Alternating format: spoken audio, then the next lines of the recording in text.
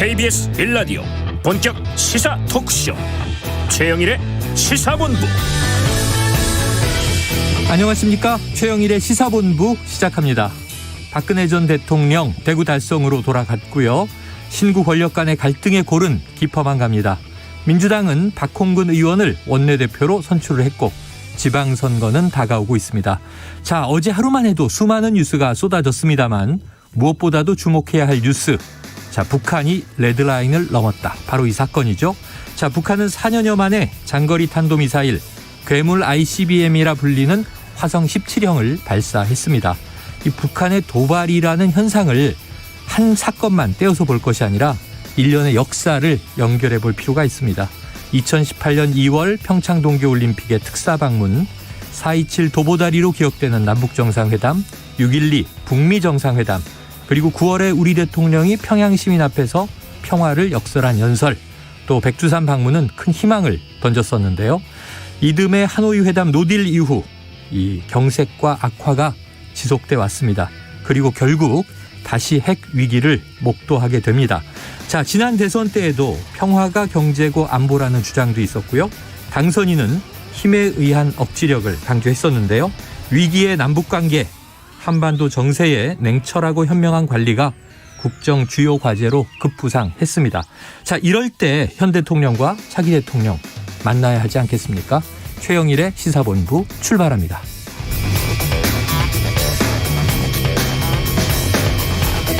네, 1부에서는요. 오늘의 핵심 뉴스를 한입에 정리해드리는 한입뉴스 코너 만나실 수 있고요. 2부 10분 인터뷰.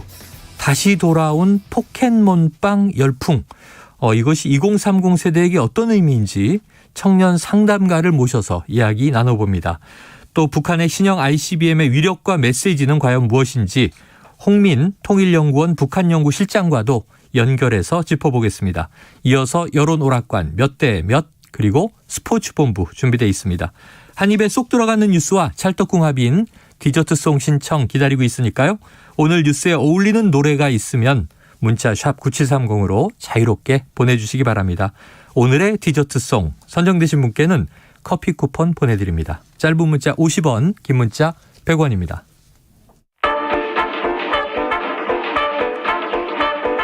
최영일의 시사본부 한입뉴스.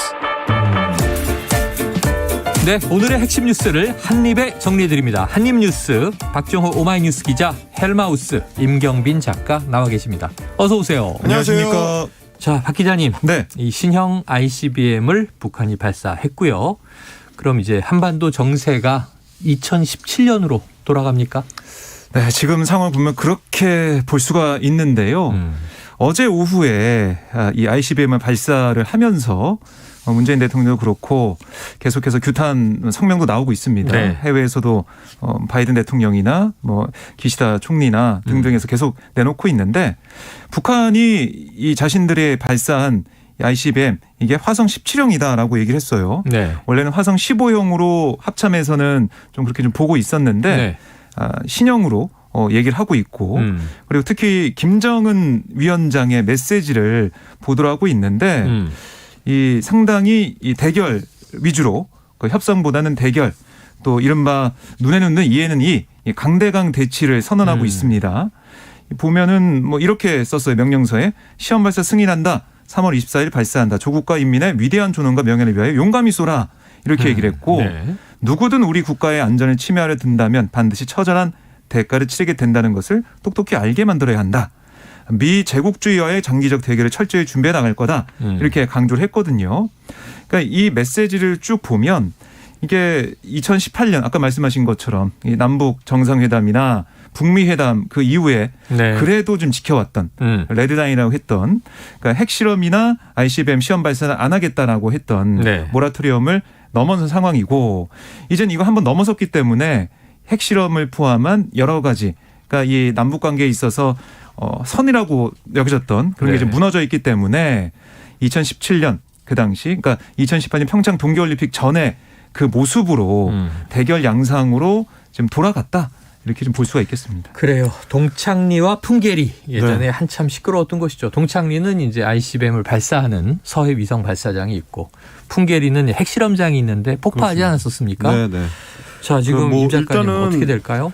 ICBM 같은 경우는 뭐 물론 우리한테도 이제 중요한 위협이 될 수 있지만 특히 이제 미국한테 있어서 네네. 굉장히 좀 예민한 문제가 ICBM인데 장거리니까요. 그렇습니다. 이번에 발사한 거는 소위 말하는 이제 고각 발사라고 해서 뭐 동해를 넘어가지 않도록 미사일을 이제 통제하기 위해서 네네네. 이 고각으로 각도를 높여서 이제 쏘아 올리는 방식이죠. 높이 올라갔다가 가까이 떨어지는. 그렇습니다. 한 이번에 이제 비행 거리가 한 1,000km 정도 되는데 네. 올라간 높이가 한 6,000km가 넘기 때문에 결국은 이제 정상 각도로 발사하게 되면 뭐 20도에서 30도 정도 네네네. 실제 미사일 사용하듯이 발사하게 되면 워싱턴 DC까지도 날아갈 가능성이 있는 거리다라고 지금 15,000km를 날 수 있다. 그렇습니다. 그러니까 태평양을 넘어설 뿐만 아니라 거의 이제 대서양까지도 갈 수 있는 수준의 ICBM을 발사하고 성공시킨 셈이기 때문에 네. 미국 입장에서는 이제 굉장히 예민하게 받아들일 수밖에 없는 상황이고 또 한 가지 지금 김정은 위원장이 직접 서명한 이 발사 승인서에도 등장한 말이고 조선중앙통신에서도 이제 논평 보도 논평을 내면서 네. 핵이라는 단어를 굉장히 많이 사용을 했습니다. 그래요. 지금 이제 단어 사용으로만 치면 조선중앙통신 보도에서는 13번이 쓰였다고 하는데 예. 내용으로 보더라도 뭐 무적의 핵 공격 수단들이라든지 뭐 자위적 핵 전쟁 억제력이라든지 네네. 핵 보검이라든지 이제 무기로서의 핵무기에 대해서 이 아주 노골적으로 드러내는 단어들이 굉장히 오랜만에 좀 등장을 했습니다. 2017년 이후로는 거의 최초라고 할 수 있을 정도로 네. 뭐 핵에 대한 어떤 능력을 더 갖춰 나가겠다는 거를 아주 이제 전면에 내세운 상황이라 박정호 기자님 정리해 주신 것처럼 7차 핵 실험을 염두에 두고 네. 이제 가속 페달을 밟는 거 아니냐 이제 이렇게 생각해 볼 수가 있을 것 같고요.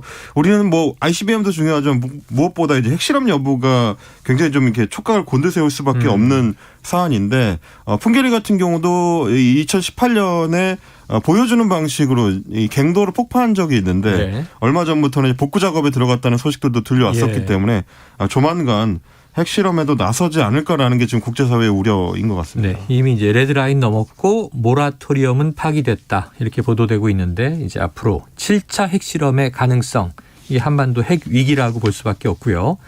자, 이 와중에 어제 이제 문재인 대통령은 NSC를 주재했습니다. 네. 그럼 문 대통령 메시지도 나왔고 또 이 윤석열 당선인도 메시지를 냈죠. 네, 오늘 페이스북에 글을 올렸는데요. 북한에 엄중하게 경고한다. 도발로 얻을 수 있는 것은 아무것도 없다라고 강조를 했습니다. 네. 그러면서 대한민국은 더욱 굳건한 안보 태세를 갖춰서 자유와 평화를 지켜나가겠다. 이렇게 얘기를 했어요.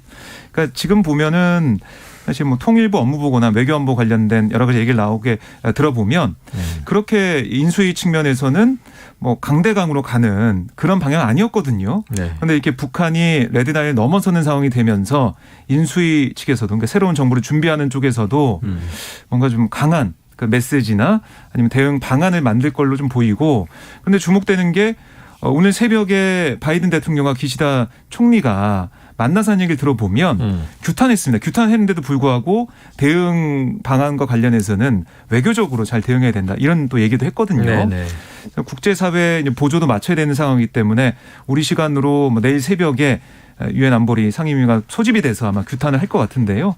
외교적 문제로는 어떻게 풀 수 있는 방안이 있을지 이것도 좀 고민해봐야 되는 그런 순간입니다. 네. 결국 이제 북한 입장에서는 뭐 미국을 중심으로 해가지고 국제사회가 추가 제재를 어떤 걸 내놓을 거냐 이게 네. 아마 관심일 네. 건데 아마 어느 정도 계산한 것이 안보리 회의가 소집되더라도 뭐 규탄 성명이나 이런 데까지는 예. 갈 수 있지만 추가 제재를 과연 중국이나 러시아가 승인하는 데 있어서 이제 찬성할 거냐 네. 이런 부분까지도 어느 정도 염두에 두고 있는 거 아닌가 싶습니다. 지금 러시아는 뭐 미국이랑 사실상 이제 전쟁 상태로 강하게 충돌하고 있는 미국은 상황이기 지금 때문에 이제 푸틴 대통령을 전범이다. 그렇죠. 네. 또 전쟁 범죄다 이렇게 얘기하고 우크라이나에서 전쟁 중이기 때문에 그러니까 말씀하신 대로 참 미묘한 타이밍이에요. 유엔 안보리가 소집이 돼도 규탄은 할 수 있지만 이게 의장 성명 문제는 이제 결의안을 만들어내긴 쉽지 않을 것이다. 그렇죠. 지금 북한은 이미 고강도 경제 제재를 받고 있는데 그러다 보니까 지금 뭐 미국의 이제 대북 전문가들이 얘기하는 것도 이번 우크라이나를 대상으로 한 러시아의 전쟁이 북한한테 신호를 준 셈이고 오히려 일종의 이제 기회가 되고 있는 거 아니냐라는 우려를 내놓는 게 우크라이나도 이제 90년대까지만 하더라도 핵무기를 많이 보유하고 있었던 이제 군사 강국이었다가 사실상 이제 비무장 조치에 가깝게 핵도 포기하고 그래서 이제 다자 안보 체제 안에서 이제 안전을 보장을 받았던 건데 이번 러시아가 전쟁을 벌이면서 그게 결국은 다 허망하게 이제 끝난 상황이라 북한 입장에서는 더더욱 핵을 포기할 수 없다라는 신호로 이제 받아들이고 또 강력하게 나가더라도 국제사회에서 이제 어느 정도 지금 즉각적인 대응이 안 나오기가 어려울 것이다. 이런 계산까지 하고 있을 거라는 이제 대북 전문가들의 이제 판단인 겁니다. 그래요. 지금 또 러시아가 뭐 전술핵을 우크라이나에 쓸 수 있다 이런 얘기도 나와서 이거 북한에 굉장히 잘못된 시그널이 될 수 있는 엄중한 상황인데 자, 이 와중에 청와대 벙커 얘기가 나왔어요. 네. 당선인 측 얘기인데 어떻게 한다는 거죠?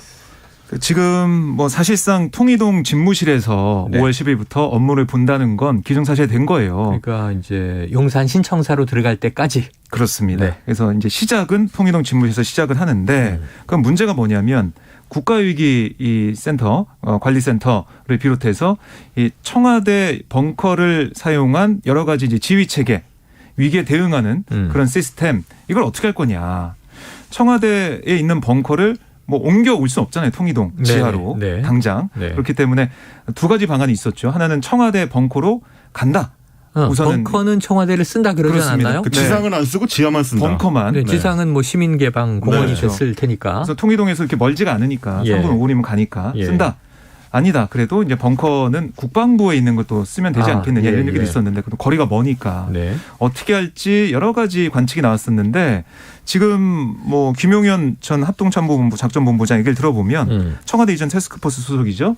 김용현 전 본부장 얘기를 들어보면 이 벙커로 안 가겠다.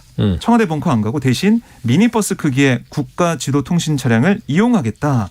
이런 얘기를 했어요. 그러니까 이게 뭐냐면 이 미니버스 크기의 이 차량 안에 화상 회의 시스템, 뭐 재난안전통신망, 국가비상지휘망 등이 갖춰져 있어요. 그래서 뭐 NSC, 그러니까 국가안전보장회의도 화상 수집할 수가 있는 그런 기능이 들어가 있습니다. 그러니까 뭐 이동성이 담보가 돼 있는 거죠. 여기 안에서 지휘를 하고 이 국가 컨트롤, 위기관리 컨트롤 타워 역할을 하면 된다. 이런 얘기를 한 거예요. 그래서 이 차량은 차니까 통일동 집무실 옆에 있어도 되고 대통령이 이제 어딜 가더라도 같이 갈 수 있는 거 아니냐 이런 얘기를 한 겁니다. 그러니까 이게 문재인 정부 때 이제 도입이 된 거예요. 그래서 지방 일정을 소화할 때나 청와대 밖을 나갈 때 이동간 지휘 공백을 만들지 않게 제작이 된 건데 문제는 이 차량의 원래 임무는 비상시, 뭐 이동시 이럴 때거든요. 대통령이 지방에 있다든가. 그렇습니다. 평상시에 이 차량으로 이동하면서 쓰겠다. 여기에 대해서는 회의적인 목소리를 내는 그런 지적이 있습니다.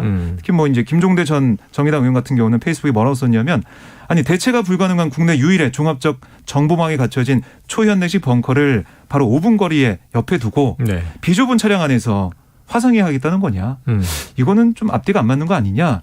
이 국가적인 차원에 봐서도 손해다.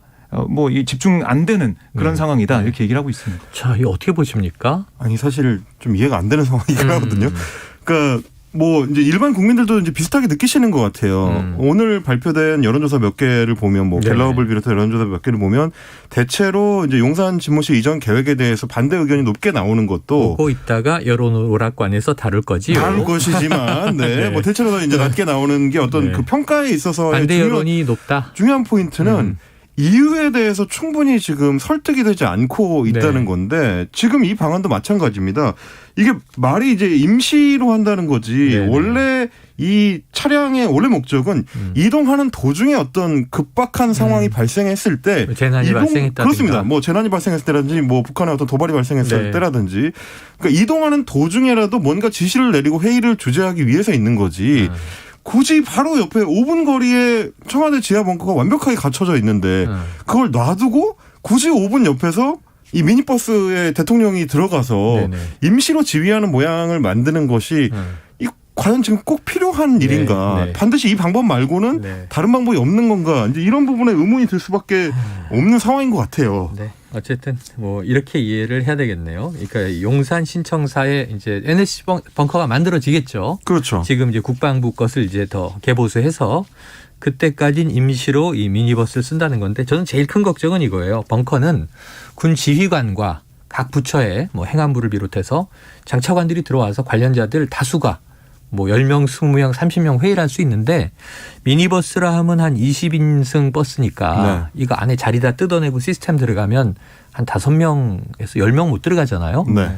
회의가 안 되잖아요. 그래서 이제 화상으로 해야 된다는 거죠. 네. 그러니까 화상회의 대통령만 거기 있고 소수 참모만 있고 이게 좀 이제 걱정이 되는 대목인데 쓸 일이 없기를 바라야 할 텐데 문제는 이제 처음에 말씀드렸듯이 지금 북한의 도발은 좀 엄중해지고 있는 상황이라 걱정이 됩니다. 이게 이제 결국에는 청와대와 지금 인수위의 강대강 대치 국면에서 나오는 여러 방편들 중에 하나인 것 같은데 네네네. 뭐 김영현 TF 부팀장 같은 경우도 오늘이죠. 오늘 25일까지 예비비 집행이 이루어지지 않으면 이제 용산에서 직무를 시작하는 거는 불가능해진다라고 이야기를 한 것도 5월 10일 기준으로 그렇습니다. 5월 10일에 이제 시작하기 위해서는 오늘까지 집행이 돼야 된다는 건데 이렇게 이제 골든타임에 선을 그어 놓는 것도 그리고 또 이제 미니버스 형태의 임시 NSC 지휘소가 운영될 수 있다는 것도 결국에는 다 이제 청와대를 향한 일종의 압박 장치로 이제 활용하고 있는 게 아닌가 뭐 그렇게 보이긴 합니다. 근데 결국 보면은 저희가 계속 말씀드렸지만 뭐 인사권 문제도 있고 이명박 전 대통령 사면 문제도 있고 이전 용산 이전 문제도 있지만 여러 가지 문제가 있어요. 근데 지금 상황을 보면 북한의 레드라인이 넘었잖아요. 그렇죠. 정말 엄중한 시기예요. 정말 우리가 항상 얘기했던 게 안보 앞에는 여야가 따로 없다. 안보 앞에는 뭐 신구 권력이 따로 없는 겁니다. 그래서 이 지금 엄중한 시기에 오히려 저는 이렇게 북한이 이런 도발을 하는 상황에서 이 두 사람이 만나서 대통령과 또 당선인이 만나가지고 이 엄중한 시기를 이 위기를 어떻게 극복할지 얘기도 하고 또 문 대통령이 얘기했던 뭐 상견례를 얘기를 하든 아니면 용산 이전 문제나 예비비 문제 처리를 또 그 얘기를 또 하든 허심탄회하게 얘기할 수 있는 기회가 됐다. 이번 정말 이게 지금이 골든타임이 아닌가 그런 생각이 듭니다. 기회가 된 게 아니라 사실 즉시 해야 되는 거죠. 그렇죠. 네, 그렇죠. 네. 그러니까 시민들은 지금 이제 불안한 상황이거든요. 네. 그렇지 않아도 청와대의 권력이 이제 교체되는 시기는 그 자체로도 이제 불안정을 야기하는데 지금 북한까지 저렇게 레드라인을 넘고 있는 상황이라서 시민들이 보기엔 지금 이 시국 자체가 굉장히 불안하고 불안정해 보이는데 이런 상황에서 신권력과 구권력이 또 이제 줄다리기를 하는 양상까지 펼쳐지면 어디에 의지를 해야 되는 건가 이런 의문이 들 수밖에 없는 상황입니다. 저는 어제 NSC 같은 데도 당선인이 옵저버로라도 들어가서 그렇죠. 아 이렇게 NSC가 주재되는구나 하는 걸 지금 당장 몸으로 좀 체험해야 되는 시기 아닌가? 그래야 5월 10일부터 인수인계 되지만 청와대에서 벌어지는 중요한 사안들에 대해서는 바로 대응할 수 뭐 있게. 국무회의도 들어가 볼 필요가 있고 NSC 회의도 들어가 볼 필요가 있고 왜냐하면 당장 이제 취임하면 바로 또 주재를 하셔야 될 수도 있잖아요. 그렇죠. 자, 이런 좀 이제 국민들은 이런 느낌인데 어쨌든 이제 당선인과 대통령이 만나지 않은 기간이 너무 길어지고 있다. 오늘 또 여야의 이 원내대표들의 얘기를 좀 들어보면 신임 원내대표 얘기했습니까? 네, 그 뭐 이 메시지도 있었고 그리고 윤호중 김기현 비대위원장 원내대표도 얘기를 비대위원장. 또 들어보면 비대위원장 얘기를 또 들어보면 지금 안보 상황이 이렇게 엄중한데 용산 이전 얘기하고 인사권 줄다리기 할 때가 맞냐? 안보를 더 불안하게 할 거다라고 또 공세적으로 또 얘기를 하고 김기현 원내대표도 국민의힘 원내대표도 그거 봐라 지금 문재인 정부의 안보가 이렇게 망가졌다라고 또 어떻게 보면은 공세적으로 나오는 모습을 보고 있는데 뭐 이럴 때가 아니다. 이럴 때가 아니죠. 계속 듭니다. 서로에 대한 지금 화살을 날릴 때가 아니라 적은 그 외부에 있습니다. 항상 군복무 해보면 말이죠. 적은 보이지 않는데 아군끼리 싸우는 경우들이 종종 있어요. 그게 제일 나쁜 거죠. 자, 지금 12시 38분 넘어가서 39분 향해 가고 있는데요. 점심시간 교통 상황을 알아보고 한입뉴스 이어가겠습니다. 교통정보센터의 김민희 리포터 나와주세요. 네, 오전 정체가 심하지 않았던 만큼 점심시간을 지나면서 정체는 빠르게 풀려가고 있습니다. 오늘은 금요일인 만큼 오후 정체가 심하겠는데요. 지금 도로 정체는 돌발 구간 중심으로 길어져 있습니다. 제2중부고속도로 이천 쪽으로 서이천 부근 1차로에서는 사고가 났고요. 경부고속도로 서울 방면으로 안성 휴게소 부근 사고는 처리 작업이 마무리됐지만 안성 분기점 일대 3km 구간에서 정체 남아 있습니다. 이후로는 양재부터 반포 사이로 지나는 차량들이 많습니다. 반대 부산 쪽으로도 한남부터 서초 사이로 정체고요. 다시 기흥 동탄에서 동탄 분기점 사이와 또 남사에서 안성 분기점 사이로는 각각 작업을 하고 있어서 차량들 서행합니다. 논산 천안고속도로 선안 쪽으로 정안 나들목 일대의 정체도 사고 여파고요. 반대 논산 쪽으로는 차량 터널 일대 2km 구간에서 정체입니다. KBS 교통정보센터였습니다.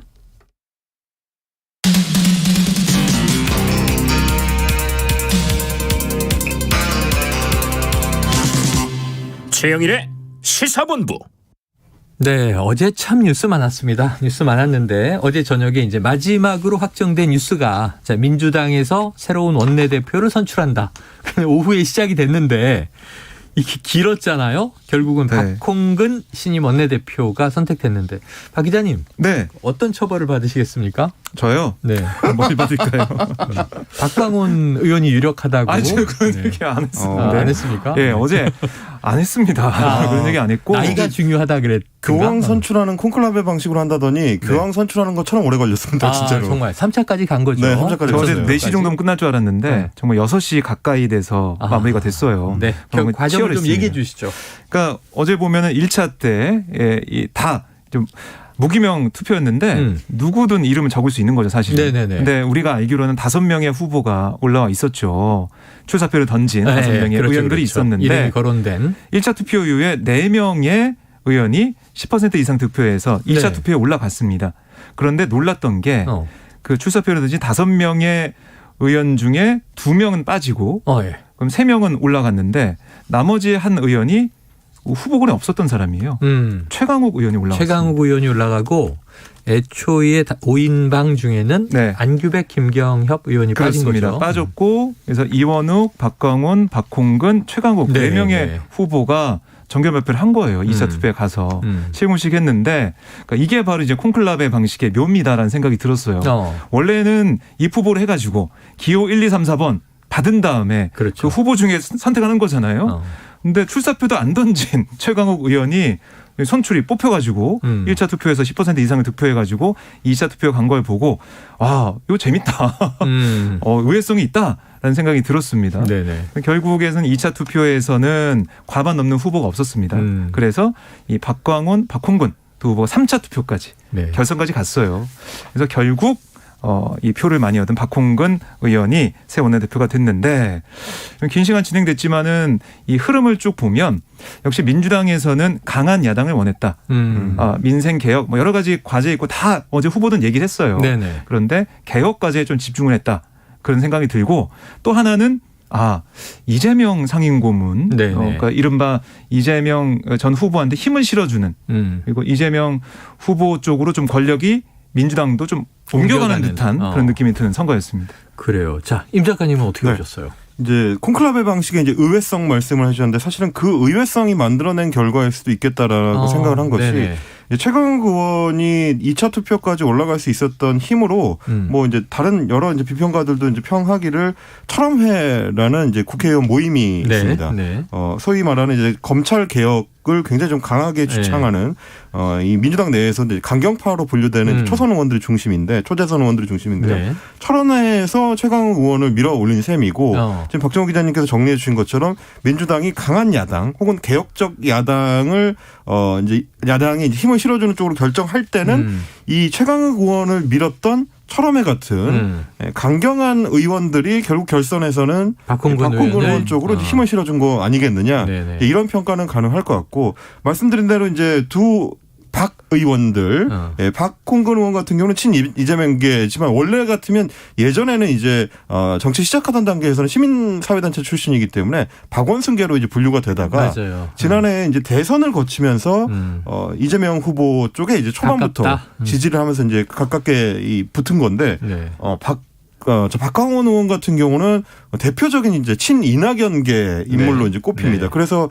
이번 그 결선 투표만 하더라도 결국은 또 차차기를 향한 이낙연계와 이재명계의 이 세력 대결의 양상도 하나가 있었는데 결국은 이재명계 쪽으로 조금 더 힘이 모아진 셈이고요. 그렇다는 얘기는 앞으로 이제 8월에 있을 전당대회에서 이재명 전 경기도지사의 당 대표 출마 가능성이 이제 한 단계 더 올라갔다라고 볼 수 있겠고, 그러면 그 전에 있을 6월 지방선거에서도 소위 조기 등판론을 통해서 어떤 역할론을 기대하는 목소리가 당 내에서 좀 빠르게 올라올 가능성이 있다. 여기까지 좀 같이 봐야 되는 결과인 것 같습니다. 어제 보도들을 보니까 뭐 지방선거뿐 아니라 지금 또 이제 일부 이제 국회의원 자리가 재보선이 발생하잖아요. 네. 뭐 이제 지금 의원인데 이제 지선에 뛰어드는 또 분들도 있고 여야. 거기서 지금 이재명 전 후보의 이제 약점이 변방의 아웃사이더, 주로 비주류. 국회 경험이 없다는 또 거죠. 이제 지자체 경험은 많지만 중앙 정치, 여의도 경험이 없다. 그럼 이제 배지를 달고 입성하지 않겠는가 이런 관측이 있는데 좀 유력합니까? 아직까지는 유동적인 것 같아요. 시나리오일 유동적인데 뿐이다. 시나리오 중에 하나일 수 있죠. 그래서 뭐이 재보선에 출마해서 당선되면서 국회에 들어오고 또 당권에 도전해서 당권을 잡고 그 당권의 힘을 바탕으로 공천을 해서 다음 총선에서 이른바 이재명계 의원들을 많이 탄생시키겠다. 지금 어떻게 보면은 친문, 그 친노 이 세력이 뭐 주류다라고 볼 수가 있잖아요. 지금 말씀하신 방식이 딱 이제 문재인 대통령이 그렇죠. 되는 과정과 그렇죠. 유사하죠. 네. 소위 말하는 이제 문재인 웨이죠, 이게. 네, 네. 문재인 웨이, 문재인 웨이. 코스. 네. 그래서 그렇게 될 가능성도 있습니다. 근데 뭐 이게 좀 유동적이라고 말씀드리는 게 지금의 이 이제 곧 여당이 될 국민의힘의 반응과 스탠스, 그다음에 윤석열 당선인이 직무를 시작할 때 그게 어떻게 또 야당과의 관계를 만들어 갈 것이냐 네. 또 중요해 보이고, 만약에 정말 대치 관계가 되고 이른바 문재인 정부를 지켜야 된다, 아니면 뭐 이재명 후보를 지켜야 된다 이렇게 나오고 대립이 격화됐을 때 그럼 결국에는 이재명 후보의 등장을 바라는 목소리가 커질 수밖에 없거든요. 네, 네. 그런 부름이 있으면은 등장하겠지만 그게 아니라 그런 기운이 좀 적다. 그러면은 굳이 이번 8월 전당대회에 네네. 도전하거나 그럴 것 같진 않아요. 그러니까 좀 유동적인 생각이 듭니다. 조금 더 이제 어떤 잠복기를 길게 가져갈 수도 있다. 제가 봤을 때는 이제 박 기자님께서 요즘에 최근에 이제 몇 번 틀리시더니 네네. 굉장히 이제 보수적으로 스탠스를 잡고 계신 게 아닌가. 조심해서. 조심스럽게 잡고 계신 게 아닌가 싶은 것이. 아니, 지금 뭐 우리 청취자들이 네. 뭐 어떻게 응징할 것인가 뭐 지금 논의하고 계세요. 네. 저는 이제 그러면 조금 더 이제 보폭을 빠르게 해가지고 네네네. 말씀을 좀 드려보자면 이제 세게 지르는. 당 대표 이제 출마 설도 계속해서 나오고 있지만 소위 말하는 테트리식으로 네. 앞에 거를 이제 밀어내는 방식의 시나리오들이 지금 네네네. 여의도 정가에 많이 돌고 있는 게 네네. 아까 말씀해 주셨던 이제 보궐선거, 예. 국회의원 보궐선거 출마에 대해서 구체적인 시나리오까지 돌아요. 아니 뭐 지역구까지 나오더라고요. 그렇습니다. 뭐 엊그제 이제 송영길 대표가 서울시장에 출마할 수도 있다. 전 대표죠. 네, 이런 송일 전 대표가 서울시장 후보가 된다면 그렇게 이제 나올 수도 있다라는 시나리오가 도니까 그럼 곧바로 따라붙는 게 인천 계양 쪽에 이 송영길 전 대표가 가지고 있던 그런 의석은 누구한테 가느냐. 여기 요 자리에 결국 이재명 전 후보가 이제 혹시 재보선으로 후보할 나와서. 가능성이 있지 않겠냐. 이런 식의 이제 구체적인 시나리오가 나올 정도면 그리고 이제 이 얘기들이 그냥 뭐 여의도의 이 지라시 형태로 도는 게 아니고 네네네. 소위 말하는 이제 친여 성향의 스피커들 중심으로 네네. 이제 구체적인 목소리가 나오는 거다 보니까 이거 뭔가 근거 있는 거 아닌가?라는 이제 전망들도 좀 그래요. 엇갈리고 있긴 합니다. 정치권이 늘 이 간보기 한다 그러는데 이야기를 한번 언론에 흘려보는 거죠. 네, 네. 그런데 역풍이 세면 이건 안 되는 그런 거죠. 얘기는 없던 얘기입니다 하고 또는 상당히 호응이 있으면 그렇게 또 흘러가는 경향들이 있기 그렇죠. 때문에 지켜볼 문제입니다. 지방선거가 다가오고 있다는 얘기고요.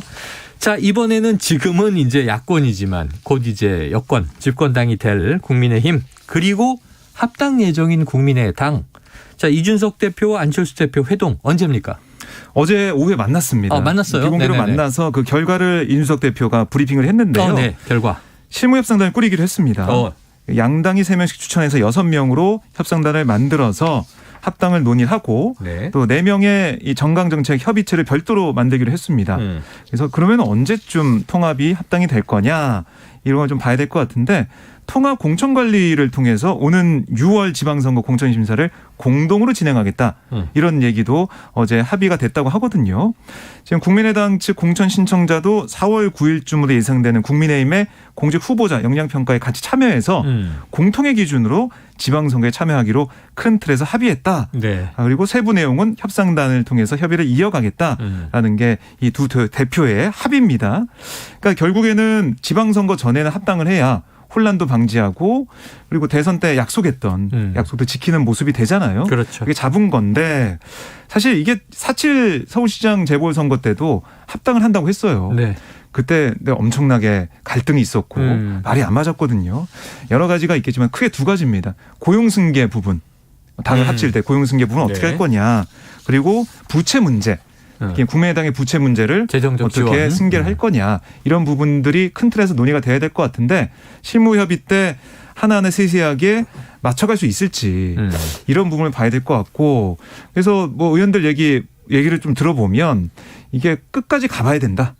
뭐 대표는 합의했지만 끝까지 실무 논의를 해봐야 되는 거니까 지방선거 때까지는 좀 봐야 된다 이런 얘기를 하고 있습니다. 지금 이 와중에 합당에 반대한 권은희 원내대표 제명해달라 그랬는데 아직 제명된 건 아니죠? 네, 아직 합당 과정에서 이제 그것도 처리해야 되는 거죠. 그렇죠. 그래서 이게 네. 들여다 보면은 여러 가지 이 난관들이 아마 돌출이 될 거예요. 그걸 예. 어떻게 뛰어넘고 하나가 될 수 있느냐 좀 봐야겠습니다. 다만 이제 네. 지방선거를 앞두고 있는 상황에서 봤을 때는 결국은 지방선거에 출마할 출마자들끼리 어떻게 교통정리가 되느냐도 굉장히 중요한데 네. 지금 일단 이준석 대표는 합동으로 이제 그 공천 심사를 해서 진행하겠다. 똑같이 경쟁을 해라라는 입장이긴 하거든요. 근데 이제 이게 어느 정도는 예전에 비하면 조금 상황이 나은 것이 국회의원 총선을 앞두고 있다면 예. 굉장히 갈등이 첨예해질 수가 있는데 지방선거 같은 경우는 2018년 지방선거에서 국민의힘 전신 자유한국당이 굉장히 크게 졌었기 때문에 네.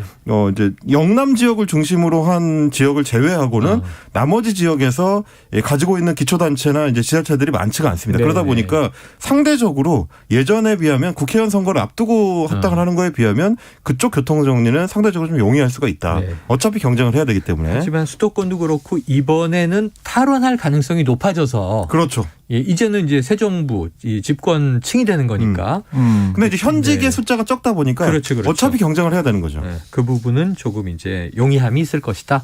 알겠습니다. 자, 끝으로 한 가지 더 볼까요? 지금 장제원 당선인 비서실장 지금 이제 아직 시간은 조금 남아 있고 인수위가 이제 이 플랜을 잡고 계획을 네. 잡고 그 다음에 이제 조각을 해야 되잖아요. 조각. 그렇습니다. 내각의 인선을 이제 슬슬 짜나가야 되는데 장제원 당선인 비서실장이니까 당연히 그럼 이제 지금 청와대라고 할 수 없죠. 대통령 집무실로 함께 가서 네. 대통령 실장, 대통령 비서실장 되는 거 아니냐.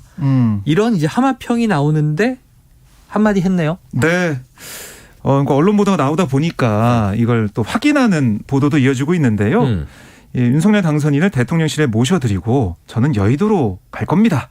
이렇게 얘기를 했어요. 그러니까 이 청와대가 없어지죠. 네. 그 뭐 청와대라고 부르지 않을 텐데. 네. 통이동이라고 부를지 해야 되나요? 앞으로 용산이라고 부르게 될지. 네. 어쨌든 그 대통령실까지 모셔드리겠지만은 그 옆에 있는 건 아니다라는 얘기를 했어요.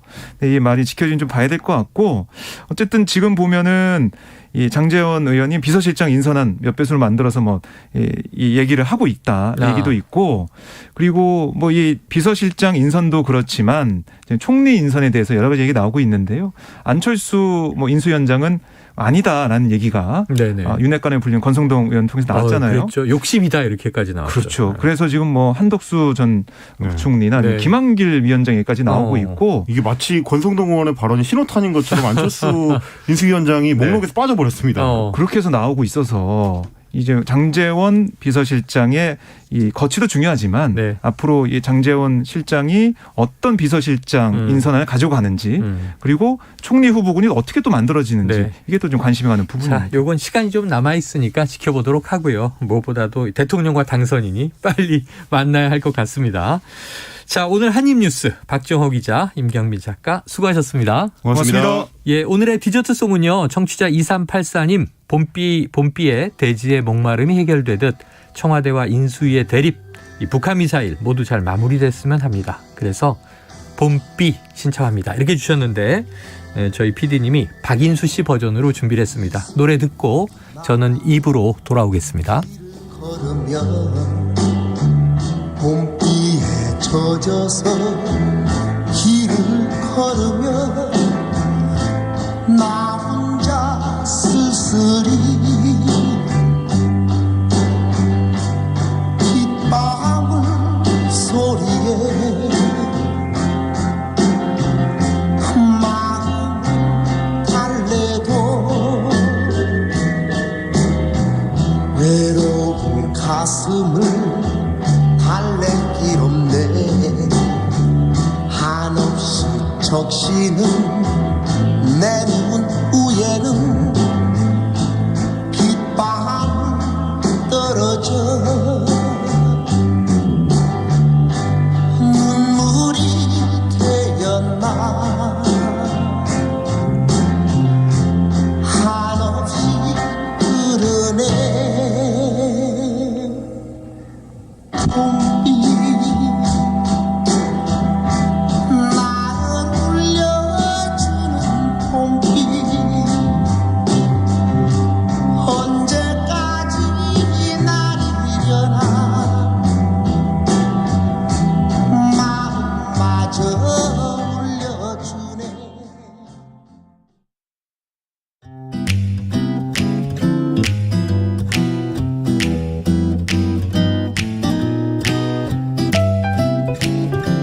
안녕하세요. 바른말 고운말입니다. KBS 1텔레비전에서 방송되고 있는 우리말 겨루기에 나왔던 문제를 짚어보겠습니다. 오늘은 제시되는 뜻풀이에 해당하는 표현을 맞히는 문제입니다. 고유어 동사고요. 많은 것 가운데서 첫째가 되다를 뜻하는 사음절로 된 표현 무엇일까요? 출연자의 답에는 손꼽히다, 으뜸가다, 으뜸이다, 제일가다가 있었습니다. 이 중에서 정답은 으뜸가다입니다. 예를 들어서 그 냉면집은 으뜸 가는 맛으로 항상 사람이 붐빈다, 이렇게 표현할 수 있습니다. 으뜸 자체는 명사입니다. 여러분도 잘 아시는 것처럼 으뜸은 많은 것 가운데 가장 뛰어난 것, 첫째 가는 것, 이런 뜻과 기본이나 근본이 되는 뜻의 의미를 갖고 있습니다. 그의 노래 실력은 전교에서 으뜸이다. 효는 덕에 으뜸이다. 이렇게 쓸 수 있겠지요. 또 출연자의 답에 나왔던 제일가다는 무엇보다 우선적으로 꼽히거나 으뜸이 되다를 뜻하기는 하지만 여기서 제일은 한자어니까요. 순수한 고유어 동사는 아닙니다. 참고로 으뜸의 바로 아래가 되다란 뜻의 동사로 버금가다가 있는데요. 왕의 버금가는 권세라든지 후세 사람들은 맹자를 공자의 버금가는 성인이라 하여 아성이라 부른다 같은 문장으로 사용할 수 있습니다. 바른말 고운말 아나운서 변희영이었습니다.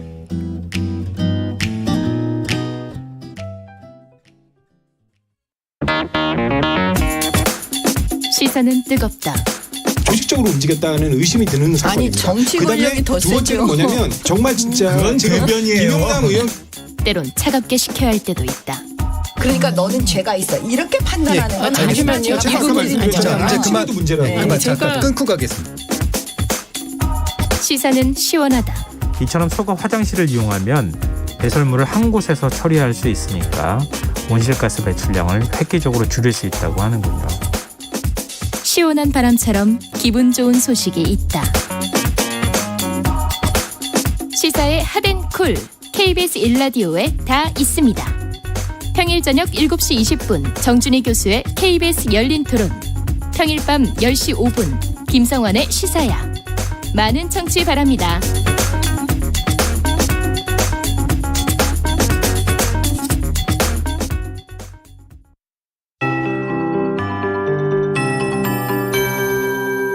KBS 58분 날씨. 현재 대부분 지역 초미세먼지 농도 나쁨 단계를 보이고 있습니다. 오늘 이렇게 전국 대다수 지역의 대기가 탁하다가 시간이 갈수록 대기 확산이 원활해지면서 공기는 점차 깨끗해지겠습니다. 오늘 늦은 오후부터 내일 오후 사이 남해안과 제주도 해안에는 태풍급 강풍이 불겠습니다. 바람이 순간 풍속으로 초속 20에서 25m까지 매우 강하게 불겠습니다. 이뿐 아니라 제주도에는 여름비처럼 집중호우가 예상됩니다. 제주 산지 쪽에는 최고 250mm 정도, 제주 전역으로 50에서 120mm의 비가 쏟아지면서 호우특보가 내려질 가능성이 큽니다. 비 피해 없도록 대비하셔야겠고요. 비 내리는 동안 천둥, 번개, 돌풍이 동반되는 곳이 있겠습니다. 이렇게 늦은 오후 제주를 시작으로 해서 오늘 밤에는 전국으로 비가 확대돼 내리겠습니다. 내일 아침에 서해안을 시작으로 오전에 대부분 그칠 텐데요. 제주에 예상되는 강우량이 가장 많고 서울, 인천 등 그 밖의 지역으로도 10에서 70mm의 많은 비가 내리겠습니다. 강원 동해안으로 5에서 30mm가량 오겠습니다. 비가 그친 뒤에는 기온이 낮아지면서 찬바람이 강하게 불며 쌀쌀해지겠습니다. 다음 주 월요일 꽃샘추위가 예상되는데요. 서울의 아침 기온 2도까지 내려갑니다. 대부분 해상으로 2에서 5m까지 일겠고요. 오늘 서울의 낮 기온 19도로 예상됩니다. 지금 서울의 기온은 14도입니다. 강혜종입니다.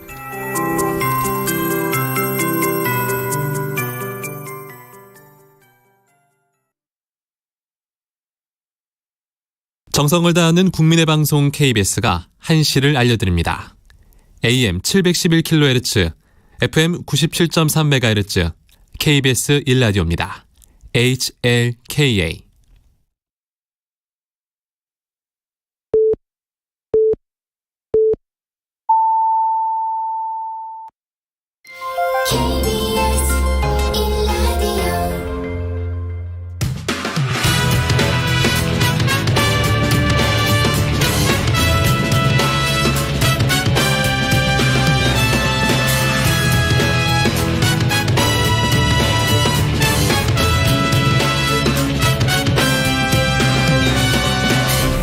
KBS 1라디오 최영일의 시사본부.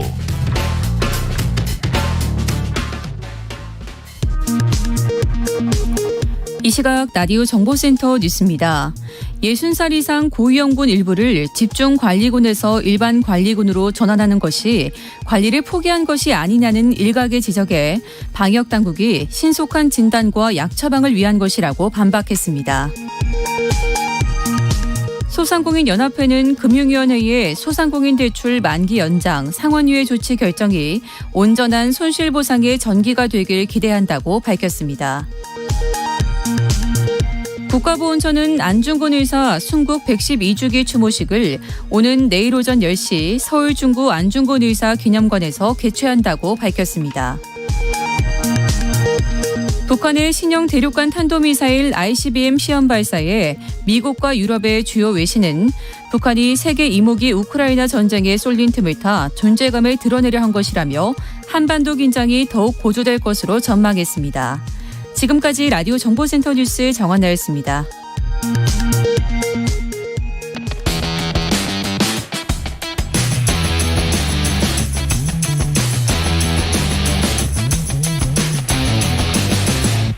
최영일의 시사본부. 네, 화제 이슈를 콕 짚어보는 10분 인터뷰 시간인데요. 오늘 참 신기한 얘기입니다. 귀를 좀 쫑긋 기울여 주셔야 될 것 같습니다. 요즘 2030 세대가 모이면 대화 속에서 빠지지 않는 빵이 있다고 하는데요. 피카츄, 파이리, 꼬부기 많이 들어보셨죠? 이 스티커가 들어간 포켓몬 빵이라고 합니다. 이 빵에 대한 열광, 수지별풍, 이게 MZ세대의 사회 분위기의 축소판이라고 하던데요. 어떤 의미인지 좀 오늘 짚어보려고 합니다. 청춘들의 마음을 가까이서 읽고 있는 분입니다. NGO 이 청춘상담소 좀 놀아본 언니들 장재열 공동대표가 스튜디오에 나와 계십니다. 장 대표님 안녕하세요. 네, 안녕하세요. 반갑습니다. 청년이시죠? 네, 그렇죠. 본인도 청년. 네. 좀 놀아본 언니들은 전 여성부만 있는 줄 알았어요. 네, 남성 공동대표가 계십니다. 어떤 의미입니까? 저희가 이 2030만을 대상으로 무료 상담을 제공하는 이 정신건강 영역의 단체입니다. 근데 상담을 하는 저희들도 전원 2030으로 구성이 돼 있어요. 네네. 그래서 저희가 한 10년 차 됐는데 처음에 이 단체 열었을 때 상담으로 온 내담자 청년들이 상담사 선생님이라고 하기엔 너무 또래잖아요. 저희가. 네, 친구 같으니까. 네, 그래서 뭐 저기 언니, 뭐 오빠 이렇게 부르는 청년들이 정말 많았어서 이런 어떤 또래 같은 편한 느낌이 정신건강 영역의 문턱을 좀 낮추는 데 훨씬 더 도움이 되겠구나. 마음을 오픈마인드를 더 잘하겠죠. 그래서 이제 이런 이름과 포맷으로 좀 활동하고 있습니다. 그렇지. 기성세대 어르신을 보면 내 이야기를 이해해 줄 수 있을까? 그렇죠. 조언을 주시려고 하지 않을까? 뭐 그런데. 네, 문턱을 조금 느끼니까요. 네, 이 심경을 잘 이해해 줄 것이다. 좀 놀아본 건 맞습니까? 뭐 다양합니다. 저희 멤버 구성이 이제 한 10여 명 되는데 각계 각 분야에서 네, 뭐 공부로도 놀아보고 뭐 정말 화끈하게도 놀아보고 다양한 놀아보고. 성격과 뭐 학력, 지역 청년들이 모여 있습니다. 좋으네요. 네. 다양성이 갖춰져 있다. 자, 본격적인 이야기로 들어가 보겠습니다. 네. 최근에 포켓몬빵. 저는 이게 생각도 못했어요. 이걸 좋아하려는 분이 그렇게 많다. 대표님 포켓몬빵 구매 시도해 보셨어요?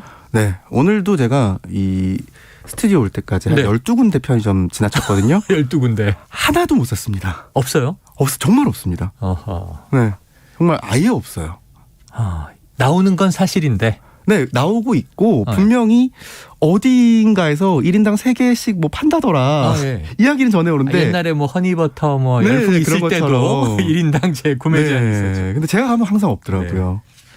아니 방탄소년단 우리 BTS의 RM이 SNS에 제발 더 생산해달라 이렇게 간곡한 호소를 할 정도라고 하는데 얼마 전에 이 포켓몬빵을 숨겨둔 게 아니냐 손님이 편의점에서 난동을 부렸고요. 경찰이 6명이나 출동하거나 또 이 초등학생을 유인해서 뭐 추행했다는 편의점주가 입건되기도 했어요. 자, 도대체 뭐길래 이렇게 BTS가 읍소를 하고 사회 문제까지 되는 겁니까? 네, 일단 이 포켓몬 빵은 그 평범한 빵입니다. 빵이에요? 2000년대 초반에 유행했던 빵이 재출시된 건데요. 이 빵 자체는 뭐 우리 초코롤빵, 뭐 소보로빵 같이 아주 우리가 자주 먹어보던 빵인데 이 빵 안에 이 인기 애니메이션인 포켓몬스터의 캐릭터가 그려진 스티커, 일명 띠부띠부실이 동봉이 돼 있습니다. 띠부띠부실. 네, 띠고 붙이고 뭐 이런 네. 이름이라고 해요. 네, 그래서 사실 지금의 이 포켓몬 빵 열풍은 빵을 먹어보려는 것보다는 네네. 이 스티커를 모으는 열풍이다. 이렇게 보시면 될 것 같습니다. 그럼 이해는 되는데 네. 이게 포켓몬이 네. 뭐 하루아침에 새로 나온 캐릭터도 아니고 그렇죠. 제가 애 둘이 다 성인이 됐는데 네. 20년 동안 보아온 거예요. 맞습니다. 인형도 사고 맞습니다. 딱지도 사고 카드도 사고 그랬던 건데 네. 왜 갑자기 이 띠부실이 동봉된 빵이 난리인지 옛날에 뭐 우리 김국진 씨 뭐 국진 빵도 있었고 자 24시간을 이렇게 공장 가동으로 해도 못 구하는 이유가 뭐예요? 이유가 일단 제일 큰 건 이 주 소비자층이 이 MZ세대 청년들이라는 겁니다.